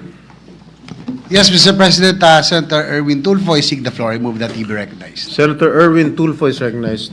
Mr. President, thank you. It's not interpellation, but rather a manifestation. I rise to make a manifestation, Mr. President, as the chairman of the Senate Committee on Games. I welcome the privileged speech of Senator Zubiri concerning the prohibition on online gaming and manifest my full support. Once the membership of the committee has been settled, we will conduct hearings to hear all sides. We will direct appropriate government agencies like the Department of Finance and PAGCOR to submit cost-benefit analysis, the foregone revenues from unregulated operations, as well as implications on employment, not to mention the social costs. Rest assured, Senator Zubiri, that we will investigate. As a matter of fact, this will be, Mr. President, our priority on our first hearing sometime next week regarding this matter, the banning of online gaming totally. Kasi kahit ako po, Mr. President, ay hindi po ako sang-ayon at ako mismo ay tumututol na magkaroon ng ban sa total online gaming dahil nakakasira nga po ito ng buhay ng mga Pilipino. So, at this juncture, may I invite also Senator Zubiri to join the Committee on Games and Amusement para we will hear him and his side. That's all, Mr. President. Thank you very much. Thank you, Senator Erwin. Majority Leader.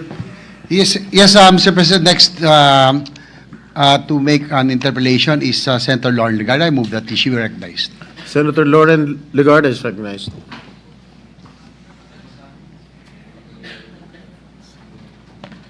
It's actually not an interpellation, Mr. President. It's a manifestation of support on the total ban on online gambling. And I would like to thank our esteemed colleague from Bukidnon and the Philippines for bringing this to our attention today. I think half the Senate are authors of our own versions of the ban on online gambling. And I was expecting it to be mentioned last Monday. I hope that there could be pronouncements in the coming days, if not weeks, for either an executive order or just simply for the PAGCOR to discontinue its online gambling program. So I rise to express my full support for the privileged speech delivered by Senator Juan Miguel Zubiri on the urgent and disturbing issues surrounding online gambling operations in our country. We have long regulated access to casinos and other forms of traditional gambling. The requirement of physical presence and the face-to-face nature of these establishments served as an additional hurdle, one that often made individuals think twice before spending their money.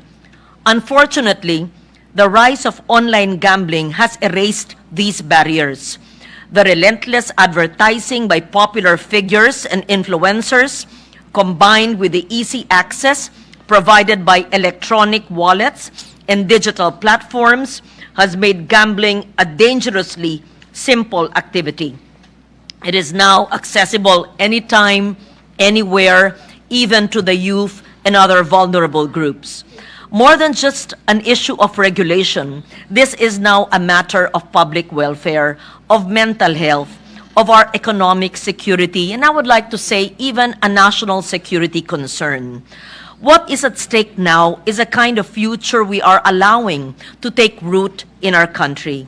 So I thank our colleagues who had filed their versions of the ban on online gambling and Senator Zubiri today for raising this timely and critical issue.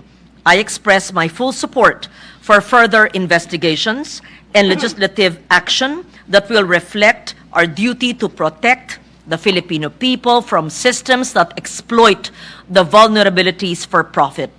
This growing social scourge brought about by online gambling cannot be justified by any amount of revenue that it generates. The Senate, as an institution, is always called upon to protect the dreams of Filipino families and to steer them away from the traps of any form of addiction and the false promises of games of chance. Thank you, and I would like to reiterate my support. Thank you, Senator Legarda, Majority Leader. Yes, Mr. President, Senator Raffy Tulfo is likewise seeking the floor. I move that he be recognized. Senator Raffy Tulfo is recognized. Thank you, Mr. President. The welfare of the Filipino people comes first. May isang lumalaganap na epidemya ngayon sa ating bansa.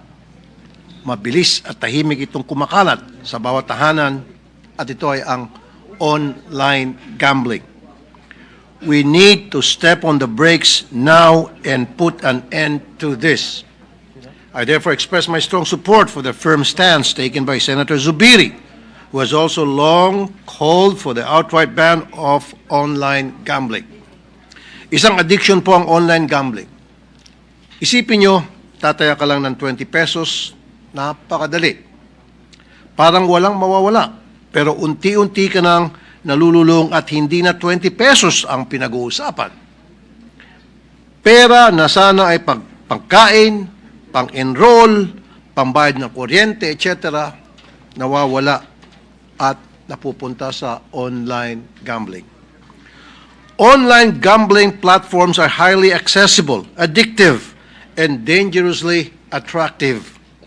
What makes things worse is that it is advertised and visible in the country through the widespread promotion of online gambling platforms, not just in social media, but also as we pass by our major roads such as EDSA, NLEX, SLEX. If Filipinos continue to enjoy easy access to online gambling platforms, this epidemic will only worsen, affecting our Filipino families. Ayon po sa PNP, tumaas ang property-related crimes gaya ng theft at fraud tulad ng sa Lucena City, Quezon Province, na 480% ang tinaas ng krimen simula noong December 2024. Ayon po sa DOH, ang pagsusugal ay posibleng maging problema sa mental health. Tinataya rin na 66% ng mga online gambling players ay nasa edad 18 to 24. At karamihan po dito ay galing sa low-income households. Kailangang maprotektahan po mga kabataan at masang Pilipino dahil sila ang mas naakit sa instant money. Sila ang laging nakakita ng mga online gambling ads. At sila rin po ang may kakulangan sa kaalaman ukol sa financial literacy. Mr. President, my dear colleagues, While some argue that banning online gambling may drive it underground, we must emphasize that enforcement, not tolerance, is the key. I stand with Senator Zubiri's call for immediate legislation that will put a stop to this. Therefore, my message is clear. We should ban online gambling. The welfare of the Filipino people should come first. Thank you, Mr. President.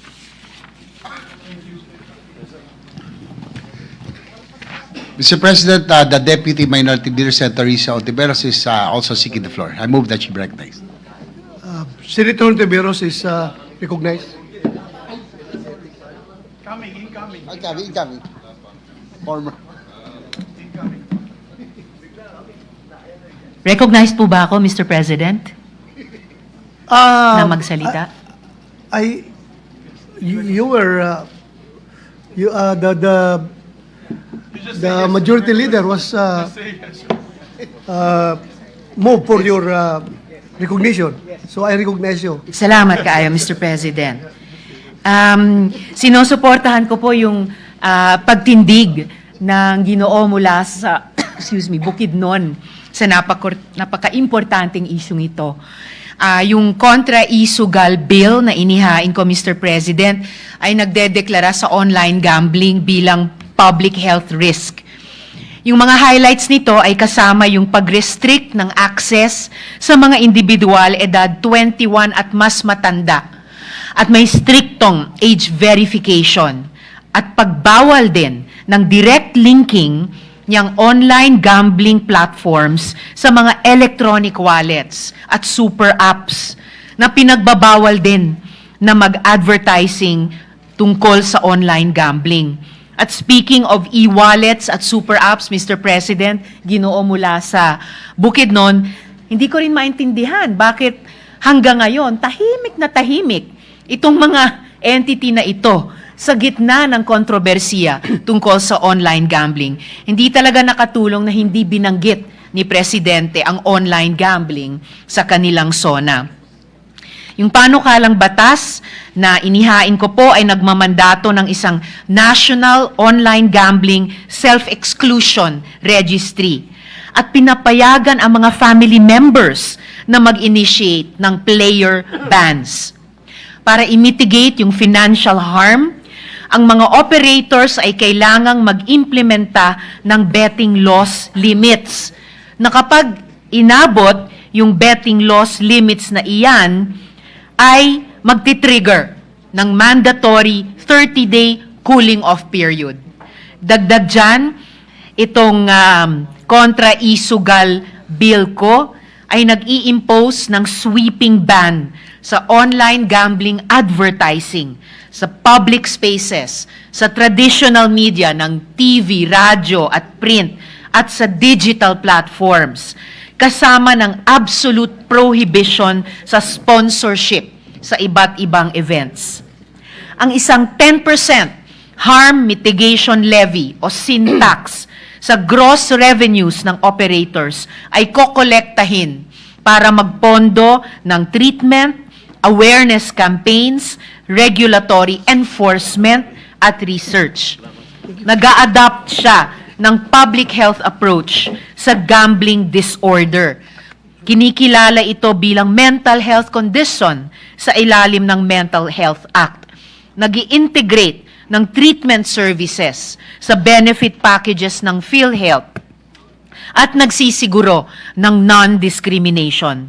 Sa huli po, Mr. President, binaban ng panukalang batas na inihain ko ang government officials, employees, at uniformed service members sa online gambling at pinagbabawal ang campaign contributions mula sa online gambling operators na may malalaking penalties sa iba't ibang paglabag sa panukalang batas na ito o kapag naging batas na ito.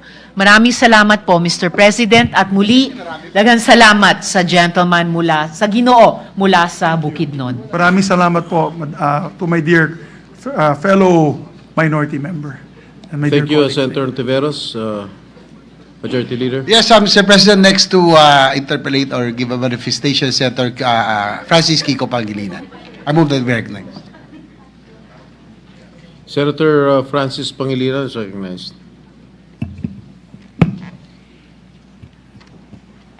Thank you, Mr. President.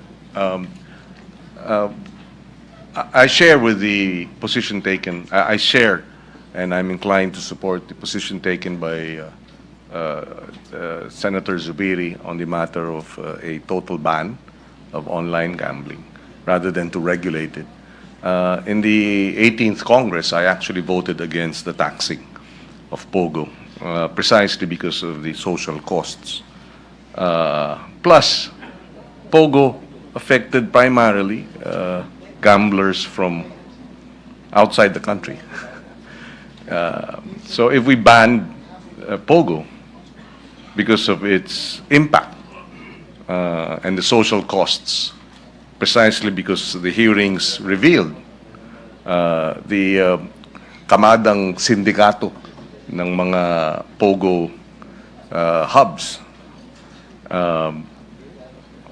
I see no reason why gambling affecting our own population, our own citizens, should not suffer the same thing.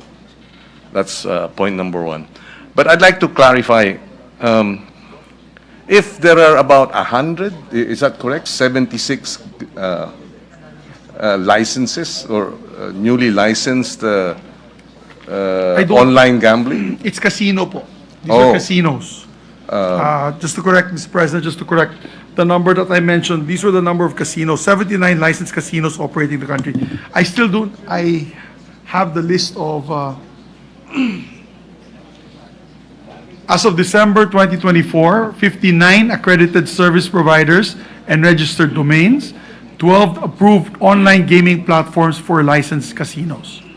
So this is 59 plus 12? Okay. 59 plus 12, so that would be 69, 70, 71 Yes. online gambling licenses issued by the PAGCOR. Yes, sir. And therefore, is it correct to say that if these licenses, in the same way that Pogo licenses were revoked and Pogo was banned by mere act of PAGCOR, could this be the same route to take? We don't need legislation if it's a total ban. Yes, Mr. President. It'll just be an instruction from the President and then the action of PAGCOR to ban it, Yes, to Mr. revoke President. the licenses. The gentleman from Pampanga and Quezon City and Cavite is absolutely correct. That even a presidential order, a decree by the president can do it. Because he did it with Pogo. And remember that in Pogo, we actually came out with that in the 18th Congress, the bill taxing Pogo. Yes.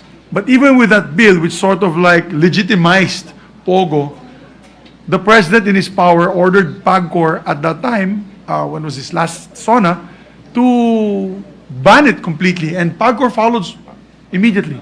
And now, they were saying, oh, they'll go underground, they will proliferate in the dark. But you know, Mr. President, wala na pong naiiwan na Pogo dito. Pag may nakita po yung mga kababayan natin, yung barangay captain, yung mga tahanan, mga neighborhoods, mga villages, na may kumukumpul na maraming Chinese nationals, sinusumbong kaagad yan at nahuhuli sila kaagad. So, hindi na ganun kadali mag-underground because of the total ban. Yes. Yeah. Oh, well, in that regard, may I know if the gentleman from Bukidnon is willing to sign or co-sign or co-author a sense of the Senate resolution to urge the President and PAGCOR to ban online gambling. Immediately, Mr. President. I thank the good gentleman for proposing that. Yes, and therefore, well, we were discussing this with Senator Legarda, and we've asked our legislative staff, our legal staff, to prepare the sense of the Senate resolution. We thank Senator Zubiri for his advocacy. We share his sense of urgency as to the ill effects and the horrible social costs that our people are made to go through because of online gambling. Thank you. Thank you. Thank you, Senator Pangilinan. Majority Leader. Mr. President, Senator Bam Aquino seeking the floor. I move that he be Senator recognized. Bam Aquino is recognized. Thank you, Mr. President. First of all, let me congratulate the gentleman from Bukidnon. Thank you for shedding light on this topic. I know it's a pressing topic. Mr. President, I'm sure you're familiar with the statement of Cardinal Ambo David. No? Are you familiar with the statement? Yes? Where he said that if the logic is about the taxes that we are getting, then we might as well legalize shabu. Yes. No? Ang implication po kasi noon, Mr. President, is that he equates illegal drugs with gambling, no? May social cost siya pareho. So I take it, Mr. President, na kahit ano pang pera ang nakukuha ng gobyerno dito, is it worth the social cost of online gambling, Mr. President?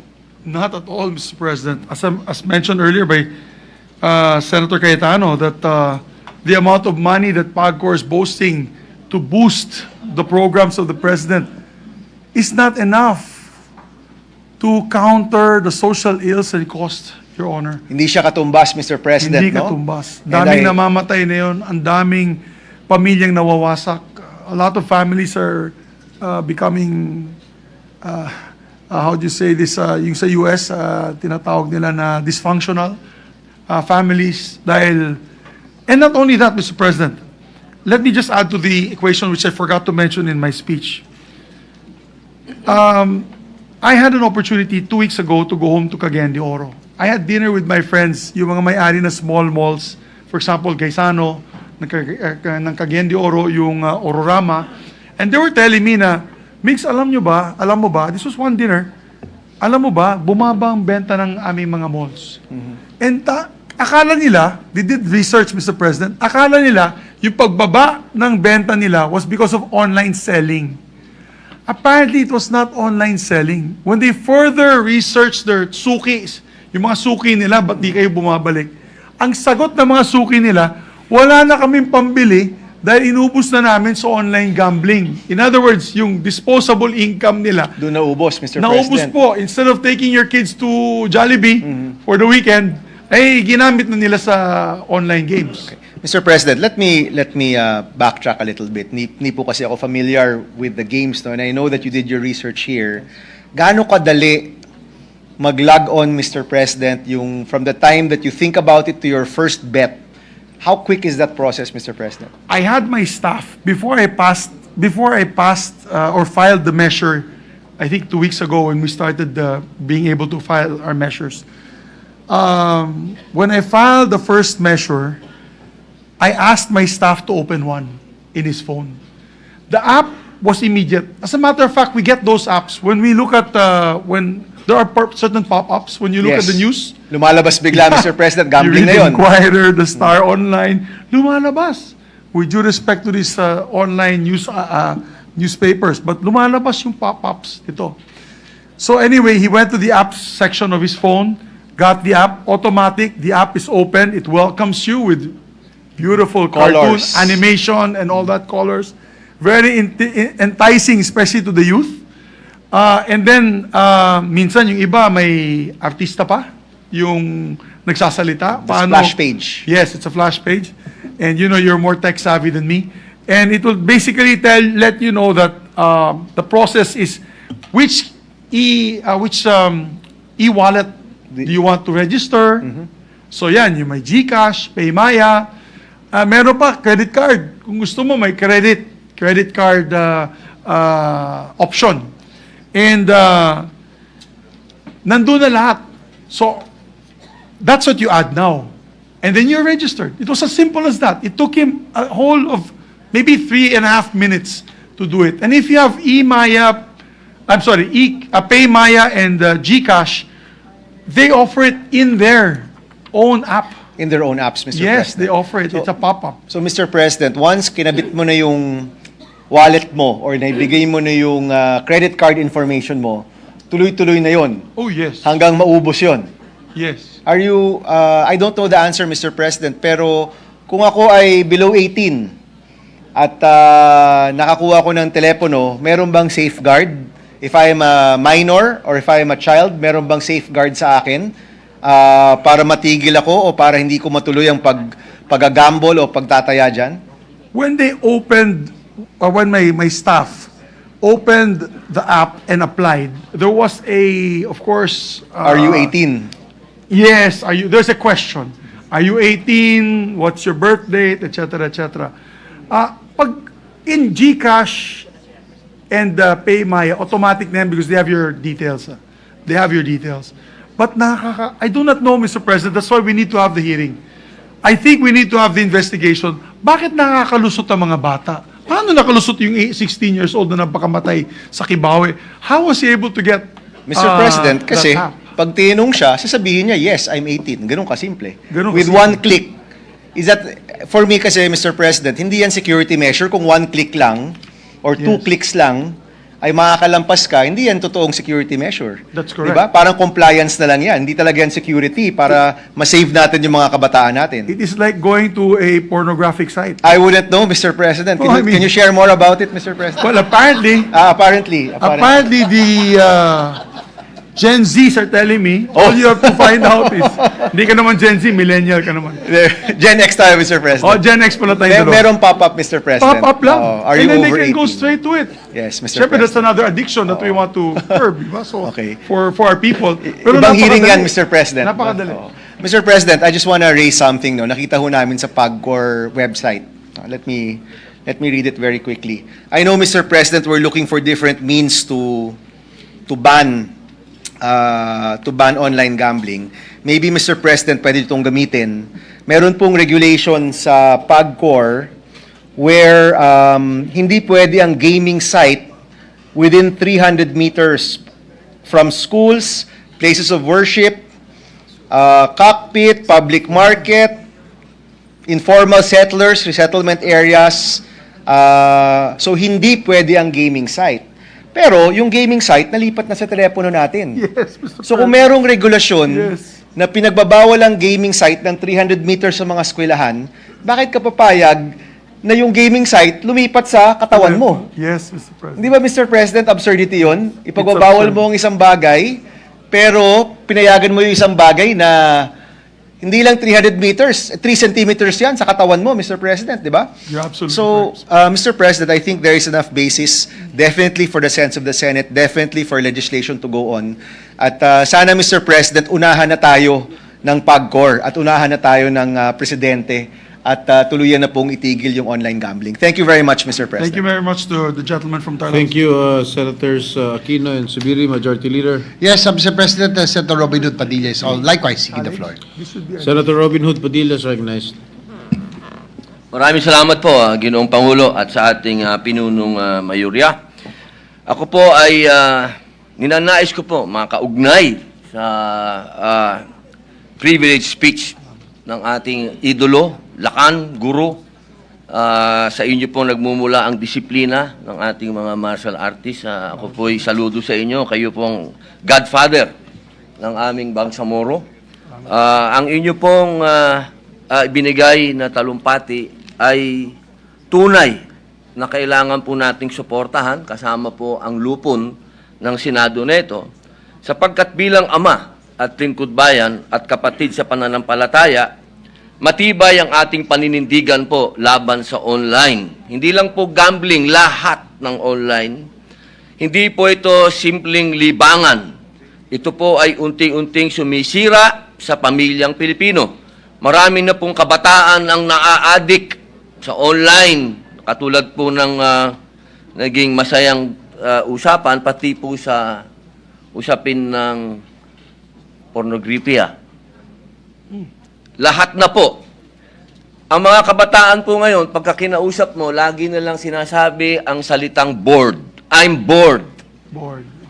Hindi ko po maintindihan bakit na-invento yan. Dahil nung panahon, nung kabataan natin, hindi tayo nabobored.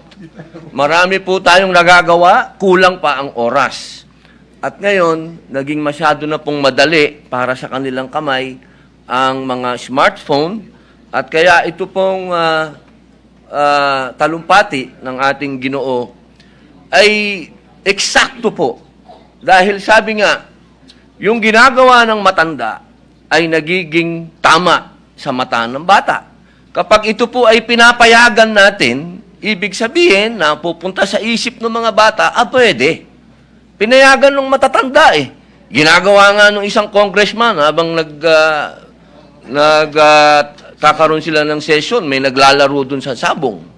Yun ho yung mga bagay na kailangan na nating baguhin sa ating sarili. Kaya po, ang aking mungkahi kanina, sa talumpati din po ng ating ginagalang na senador na Bam Aquino, na sa murang edad, ay kailangan po ay mabuksan na ang isip ng ating mga kabataan na ilagay po natin yung kanilang oras sa mga gagawin nila para hindi sila maboard at maglaro ng mga tinatawag na online gambling at ano pang klaseng online na akala nila ay tama dahil ginagawa po nating matatanda. Kaya po sana, suportahan po din po ninyo yung ating mga panukala, katulad po ng SBN 19. Ito po yung gusto natin ng ating mga kabataan ay matuto na sa usapin na kung paano din nila susolusyonan yung usapin po ng gutom. Kailangan muli po silang magtanim, matuto silang magtanim, malaman nila yung mga tunay na problema ng bayan. Huwag naman masyadong maging pa-baby yung ating kabataan at malaman din po nila kung ano ang kahirapan ng buhay. Iyan po yung ating mga panukala para mapaglabanan po natin itong mga lumalabas na online na ito na sinasamantala yung salitang boredom ng ating kabataan. Yun lamang po. Maraming salamat po. Maraming salamat, Senator Padilla, Majority Leader. Mr. President, Senator Ronald Bato de la Rosa is likewise seeking the floor. Senator Bato de la Rosa is recognized.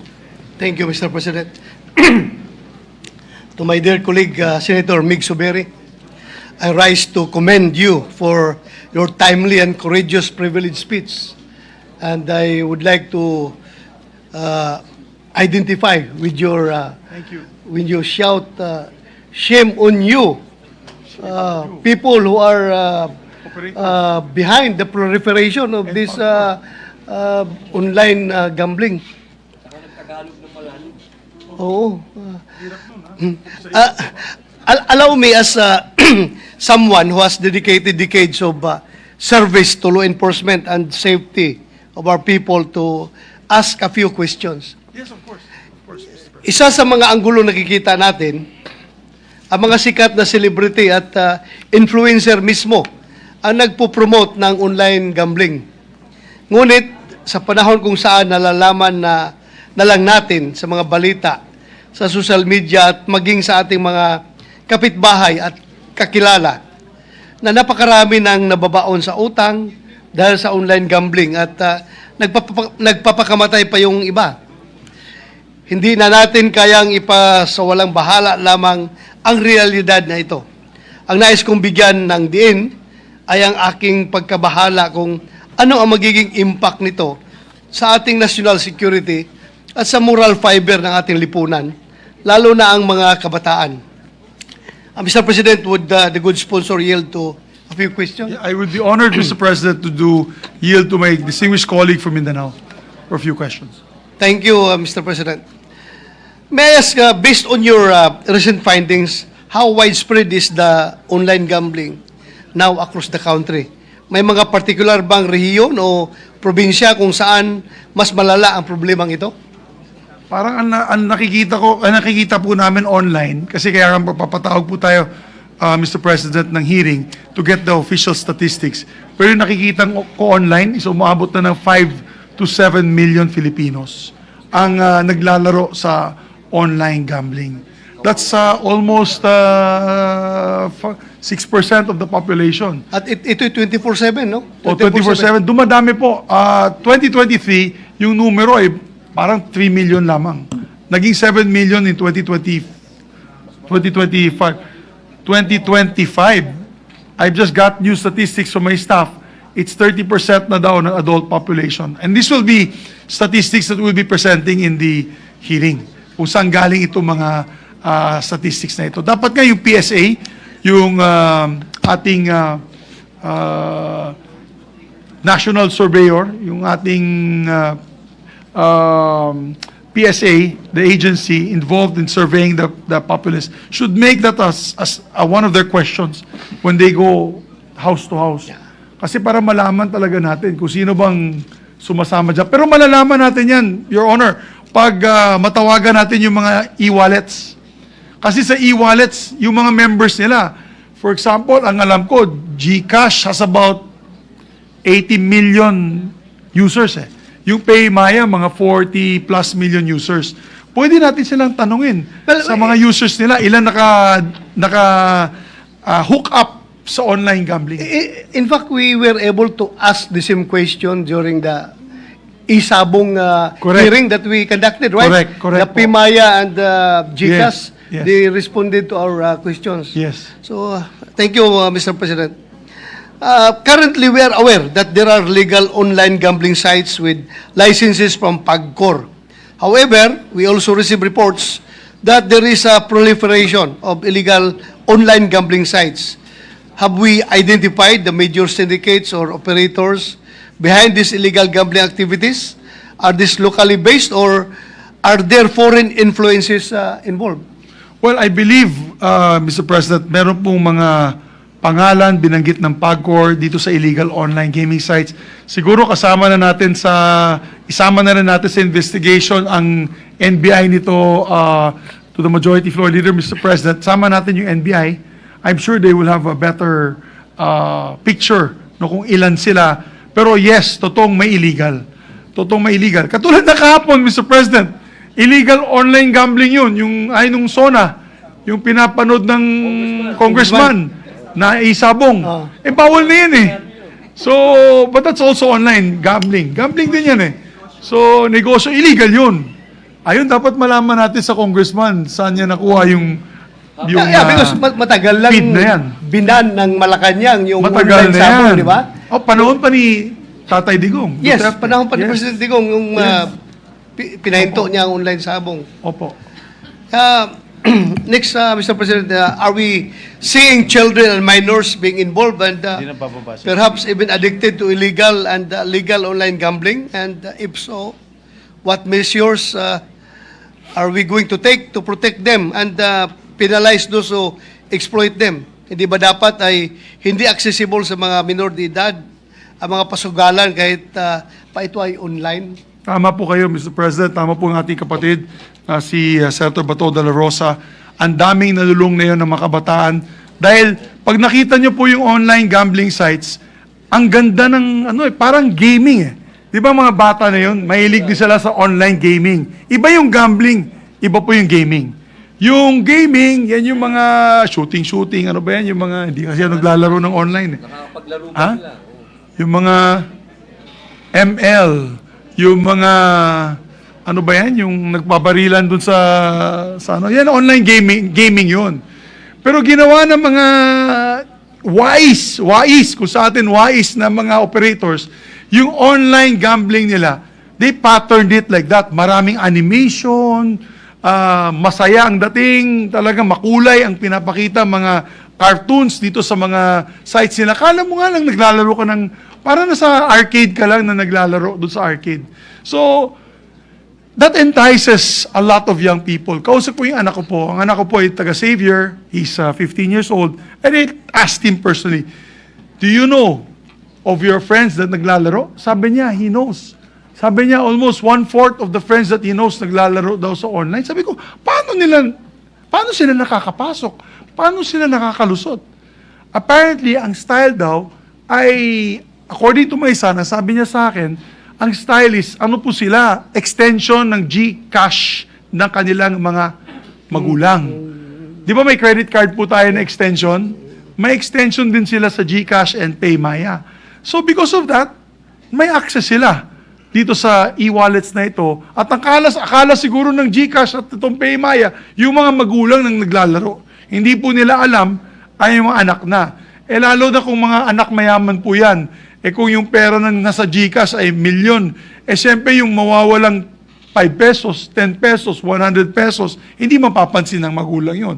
Pero kaya nalululong sila dahil tuloy-tuloy ang kanilang pagpusta. Hanggang baon na sila siguro sa ilang daang libo, dyan lang mahalata ng mga magulang. Pero I think that is one way na nakakalusot, Mr. President. I want to ask them that, GCash and PayMaya, if my son is right, that an extension card or an extension account of GCash and PayMaya can actually be used by children, yung mga bata, mga menor de edad, dito sa mga games na ito. Kasi baka yan ang isa sa mga titignan natin.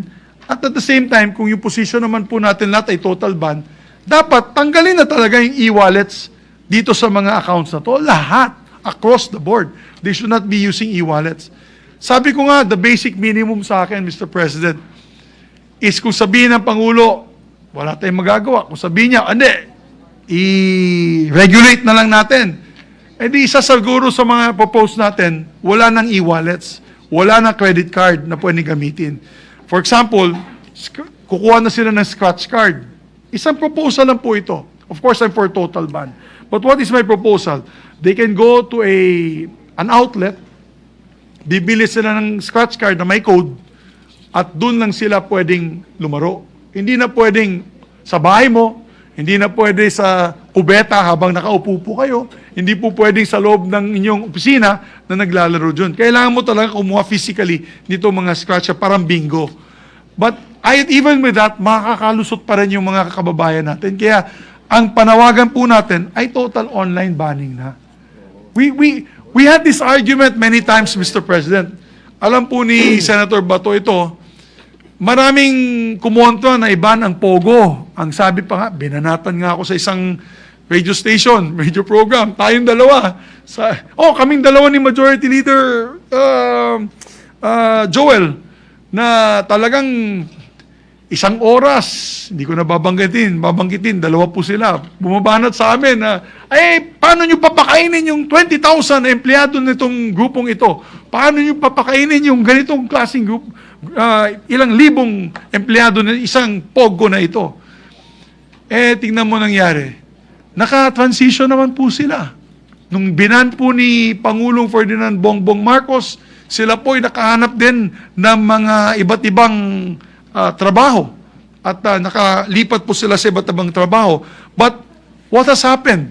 Hindi na po natin nakikita mga sindikato nag-operate dito. Alam po ni Senator Bato yan because he and I are one heart lang po kami sa mga nagalit po kami sa mga nagsispiya sa ating bansa, espionage, in the guise of being Pogo workers, yung mga triad, in the guise of being Pogo workers, kinikidnap po nila yung mga kapwa nilang Chinese at pati na rin yung mga Pilipino, yung namatay ngayon sa pagmamayari nitong manufacturing plant na Filipino-Chinese na pinatay, nakarumal-dumal ng pagpatay sa kanya.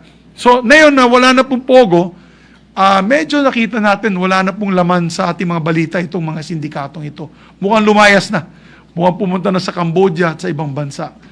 Kaya, I believe, Mr. President, if we are sincere in stopping this addiction, because it is now an epidemic of epidemic proportions.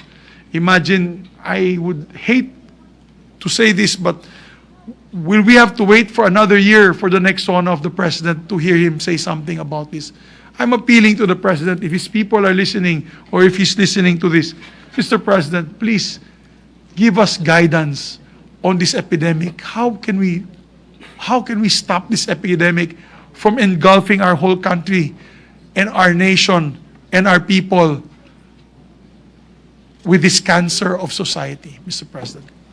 So, Mr. President, how do you propose to go about this? Because I think, if I may suggest, it is better that before we express the sense of the Senate, we have to have first committee hearings regarding this issue, so that we can be supplied with data and other informations coming from the relevant agencies and other stakeholders, so that the sense of the Senate will be supported with the data, and it will be very strong if we are going to do that. So that's just my proposal, Mr. President. Tama po ang ating kapatid sa taga Mindanao, Mr. President, Senator Bato de la Rosa. And I believe magkakaroon yata ng hearing na po si Senator Erwin Tulfo next week. Ang request ko nga po sa Majority Leader, our Majority Leader, may I request that I think final naman that I may be made Chairman of the Committee on Economic Affairs. I don't want to preempt. But if possible, at the end of my speech, you can refer to the committee of Senator Erwin and my committee kasi may economic implications din po yan eh. What's the loss to government revenue? At the same time, what is the impact on the economy of our country? And thank you. Thank you, Mr. Thank you, sir. President. Thank you, Senator Zubiri. Thank you very much. Thank you. Thank you, Senator De La Rosa. Only one question, if I may, Senator Zubiri. Please. Yes, sir. Yes, sir. Yes, Mr. President. What is the reaction of the CBCP regarding this issue? Who's sino po? CBCP daw. CBCP. They're very supportive. As a matter of fact, Bishop David, Cardinal David, sorry, my apologies. Cardinal David has already come out stating that they are not in favor of regulation but a total ban. As a matter of fact, sinabi nga ni Senator Bam Aquino kanina na ang regulation lang po, ang kikitain ng PAGCOR ay hindi katumbas na mangyayaring social ills sa ating mga kababayan. As a matter of fact, he likened it to saying that if you're going to regulate e-gambling, you might as well regulate shabu and make money out of shabu. Kasi yan daw ang parang analogy niya na at dadaming gumagamit ng shabu, lalong dadaming gagamit ng shabu, lalong lalala ang sitwasyon sa ating bansa. So parang sinasabi niya that regulation will not work, Mr. President. Okay, thank you, Senator Zubiri. Thank you, sir. Majority Leader. Mr. President, next to interpolate or make a manifestation is the gentleman from San Juan, Senator J.V. Ejercito. I move that he be recognized, Mr. President. The good one is recognized. Thank you, Mr. President. First of all, I'd like to commend our brother, our colleague, our seatmate for standing up regarding this clear and present danger, I would say. Nagsalta na po ako, Mr. President, na kamakailan na the problem of online gaming or online gambling right now is worse than Pogo.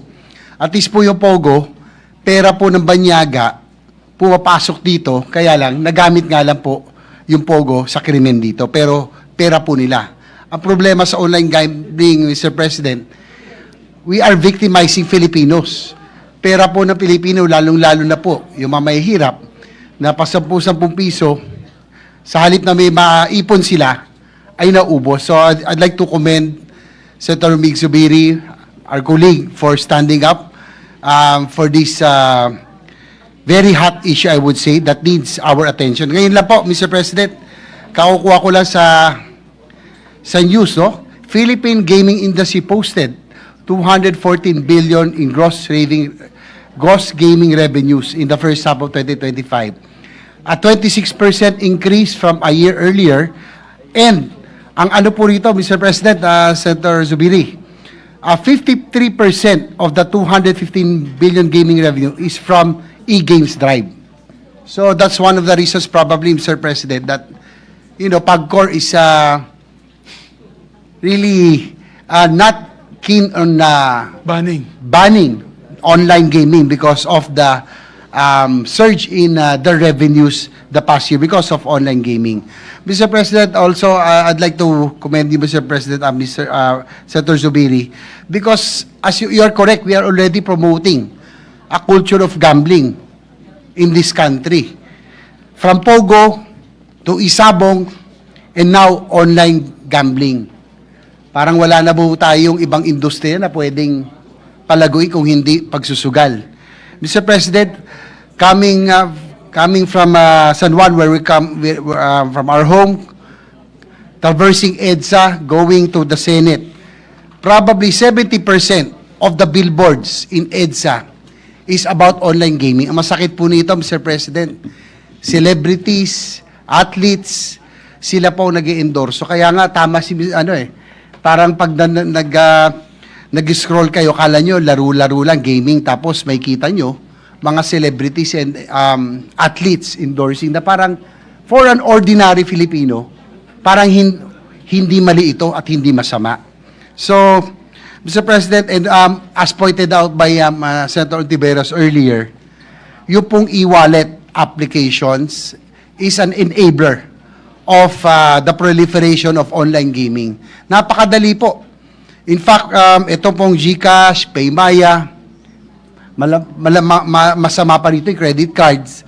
Dati po, 1 or 2 steps lang, you can already access the gaming application, nandun na kagad. Ang masama rin, nandun pa yung advertisement. But when we call their attention, ngayon, naglagay sila safeguard, pero 3 steps, ganun pa rin ho. Ang ano ko lang, Mr. President, before just a manifestation, but I think before the investigation or the hearing that will be taken, probably Senator Zubiri can already ask the agencies, whether it's yung BSP or NTC, that probably if they can regulate or if not prohibit the e-wallet applications from being enablers of the online gaming services. Talagang ito po ang I think this is the main culprit, Mr. President, kasi napakadali talaga ma-access yung pong online gaming through the GCash, Paymaya, and other online applications. So, with that, Mr. President, again, I can recommend Senator Zubiri for taking up this matter. It's only our 3rd day of session, but I think this is a matter that we really have to give preferential attention to at this time. Thank you, Mr. President. Thank you, Mr. President, to the good gentleman from Thank San you, Juan. Senator Thank you, sir. Hercito, Majority Leader. Mr. President, if I may. Thank you, Pana. Yes, please proceed. Thank you, Mr. President. I'm happy that you're excited with my standing here, Mr. President, as I asked the gentleman from Bukidnon if I may be allowed to just ask 2-3 questions, Mr. President, with the indulgence of the gentleman. Yeah, of course, Mr. President. I'd be honored to be interpolated by our dear colleague and First of all, Mr. President, at the onset, may I be allowed to associate myself with the privileged speech of the gentleman from Bukidnon on the urgent need to completely ban online gambling in our country. In fact, Mr. President, this representation included in our top 10 priority measures Senate Bill number 47, or the Anti-Online Gambling Act, as we firmly believe, Mr. President, that these activities are a poison to that is slowly destroying the lives of our people. Senator Bato earlier asked about some of the data regarding online gambling. Let me just put on record, Mr. President, yung pong Capstone Intel, they revealed that 66% of young Filipinos aged 18 to 40 are involved in online gambling. 66%, Mr. President. Yes, age 18 to 40. Age 18 to 40. Part of the report, Mr. President, says even middle-aged adults are not spared. In fact, 57% of respondents aged 41 to 55 engaged in various online gambling activities. And Mr. President, it's concerning because nearly a third of users bet 2 to 3 times a week, with some wagering up to 3,000 pesos per session.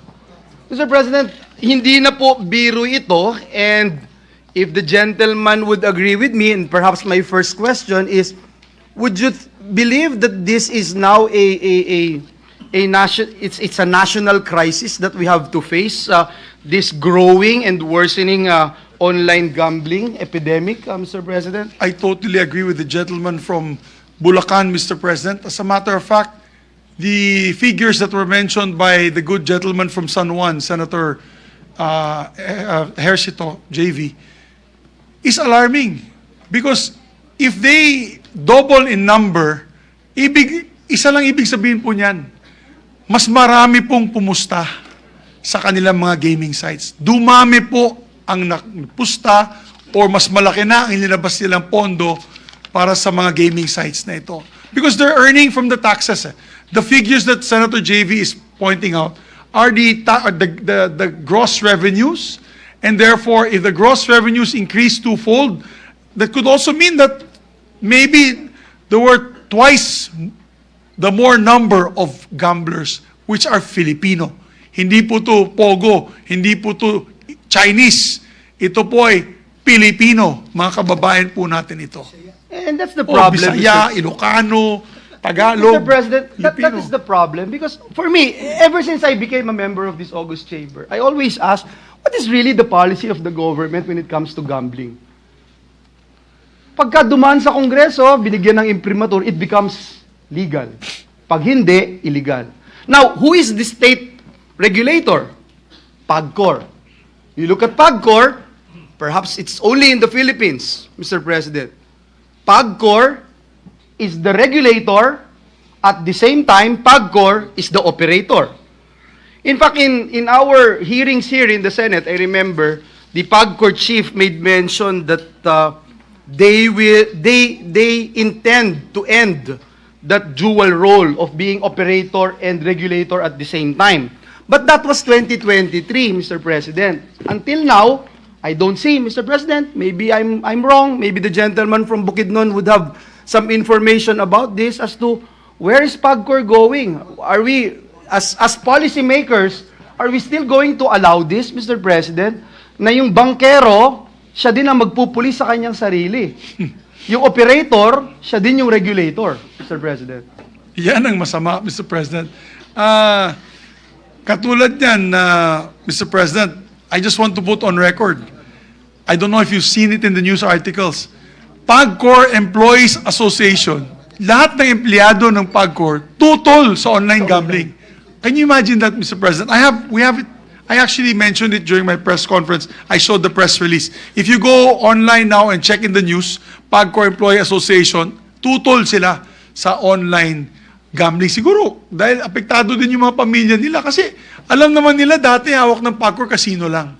So di ba kung bawal ang kawani ng gobyerno pumunta sa casino. Yes. Eh ngayon lahat na pwede maglaro. Kawani ng gobyerno, babae ka man, lalaki ka man, matanda ka man, bata ka, lahat na pwede maglaro. This is all bets off.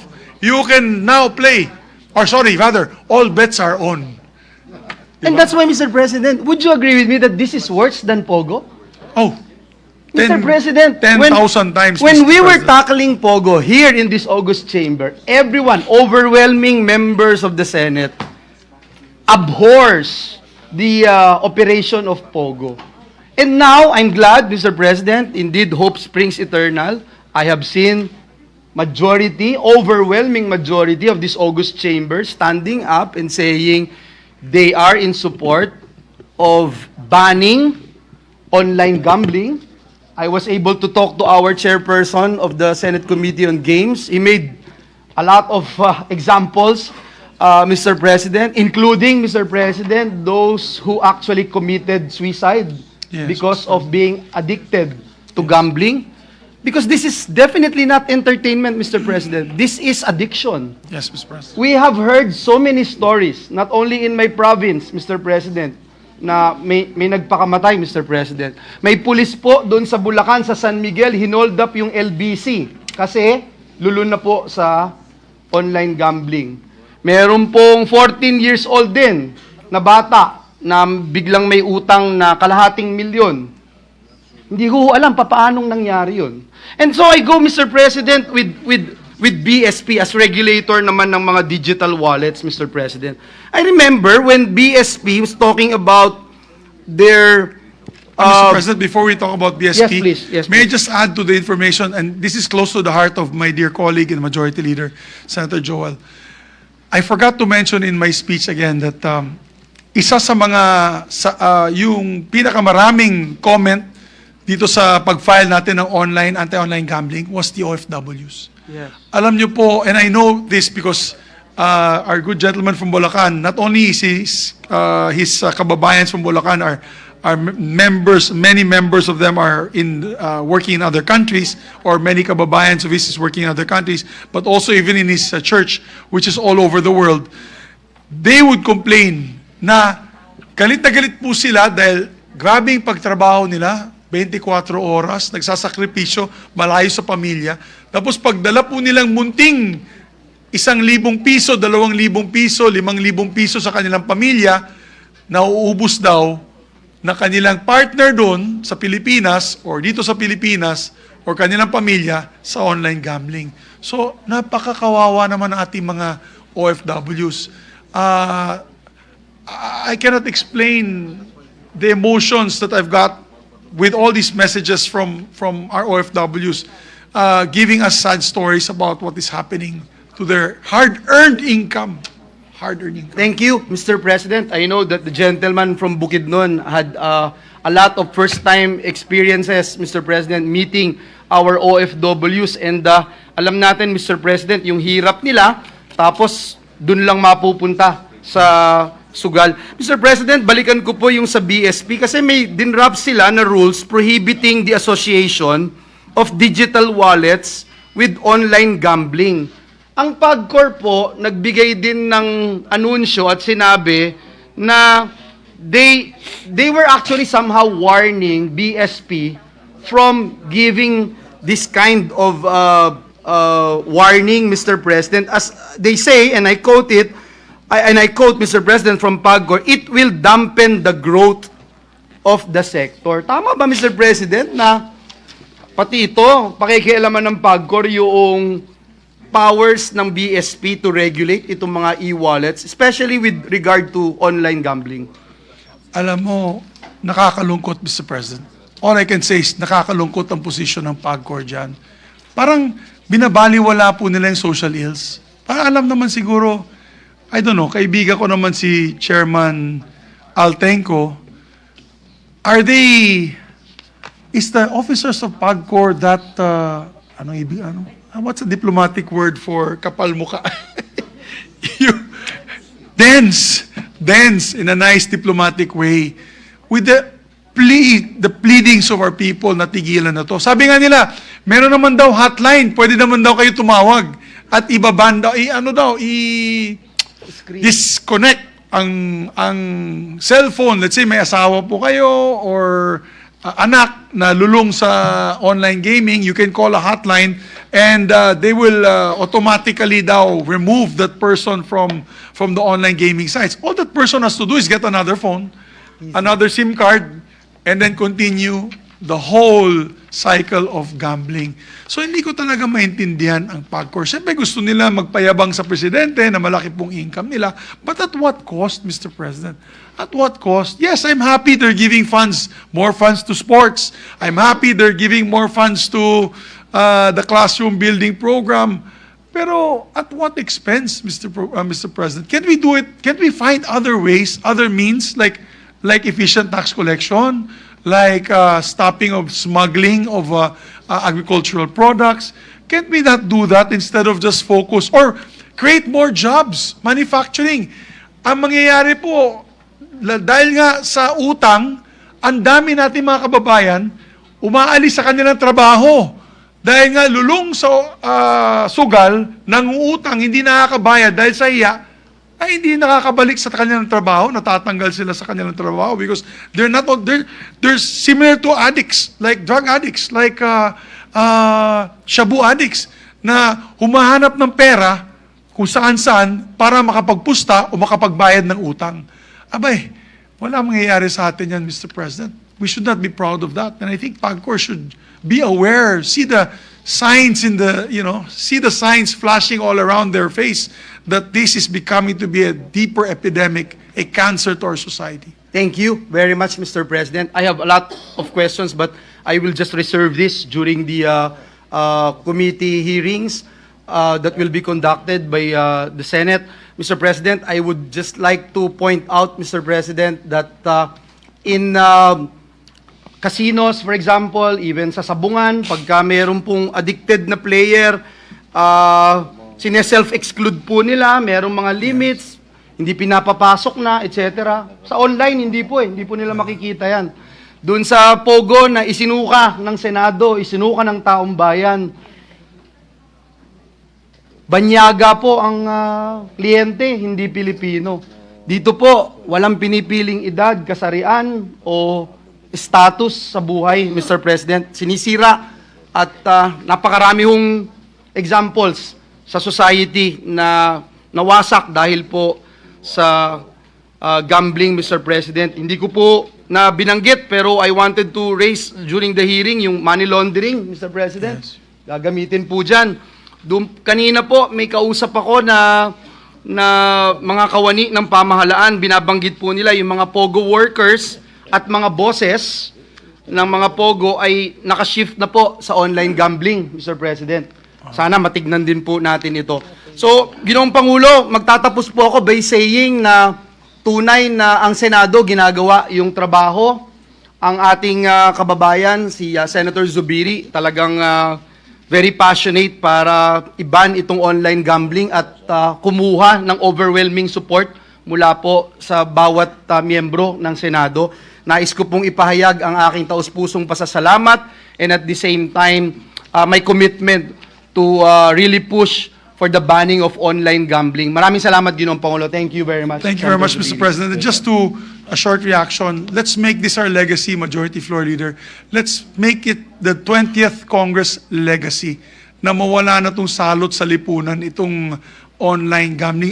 Kung anong ginawa po natin sa Pogo, kung anong paglaban natin dito sa Isabong na dalawang Pangulo ay nag-aksyon, Pangulong Duterte at Pangulong Marcos, dito sa dalawang gambling enterprises na ito.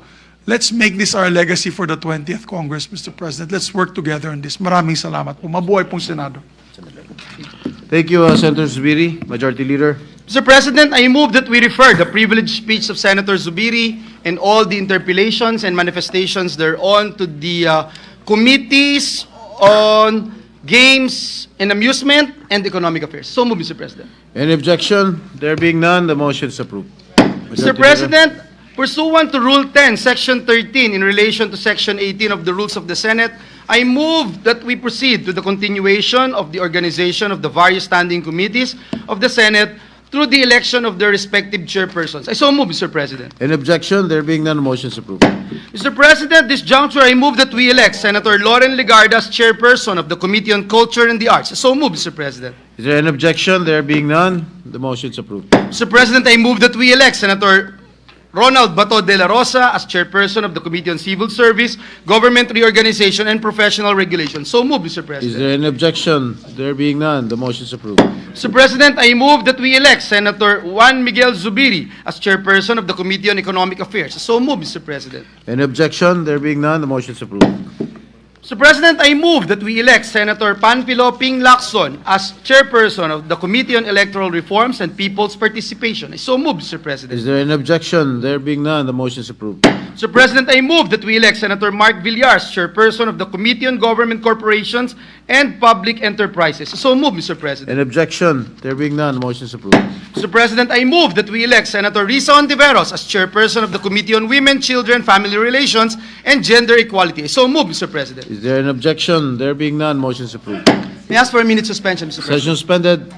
Mr. President, the Senate Minority Leader seeking the floor, I move that he be recognized, Mr. President. The Minority Leader, Senator Vicente Soto, is recognized. Thank you, Mr. President, and thank you, the Majority Leader. We would just like, on behalf of the minority, to place on record that we are appointing and declaring the Deputy Minority Leaders as Senator Mig Zubiri and Senator Risa Ontiveros. For the record, Mr. President. The manifestation of the Minority Leader appointing or designating Senators Zubiri and Ontiveros are as Deputy Minority Leaders are hereby noted. Thank you very much, Mr. President. Mr. President, Yes, Senator Kiko Pangilinan seeking Senator the floor. Pangilinan is recognized. Yes, just a quick manifestation, Mr. President. I understand as I look at the plenary hall that the minority members are complete. For the record. The manifestation of Senator Pangilinan is hereby noted. Mr. President, in line with the announcement and the statements made by our Minority Leader, Senator Tito Soto, may I also put into the records the intention of the majority to elect Senator J.V. Ejercito as our Deputy Majority Leader, together with Senator Rodante Marcoleta, Mr. President. The manifestation of the Majority Leader designating Senators J.V. Ejercito and Rodante Marcoleta is hereby noted. Thank you very much. Mr. President, just some administrative matters.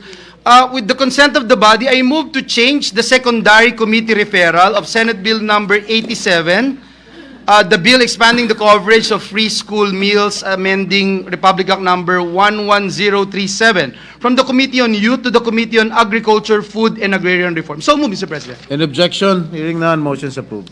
Mr. President, with the permission of the body,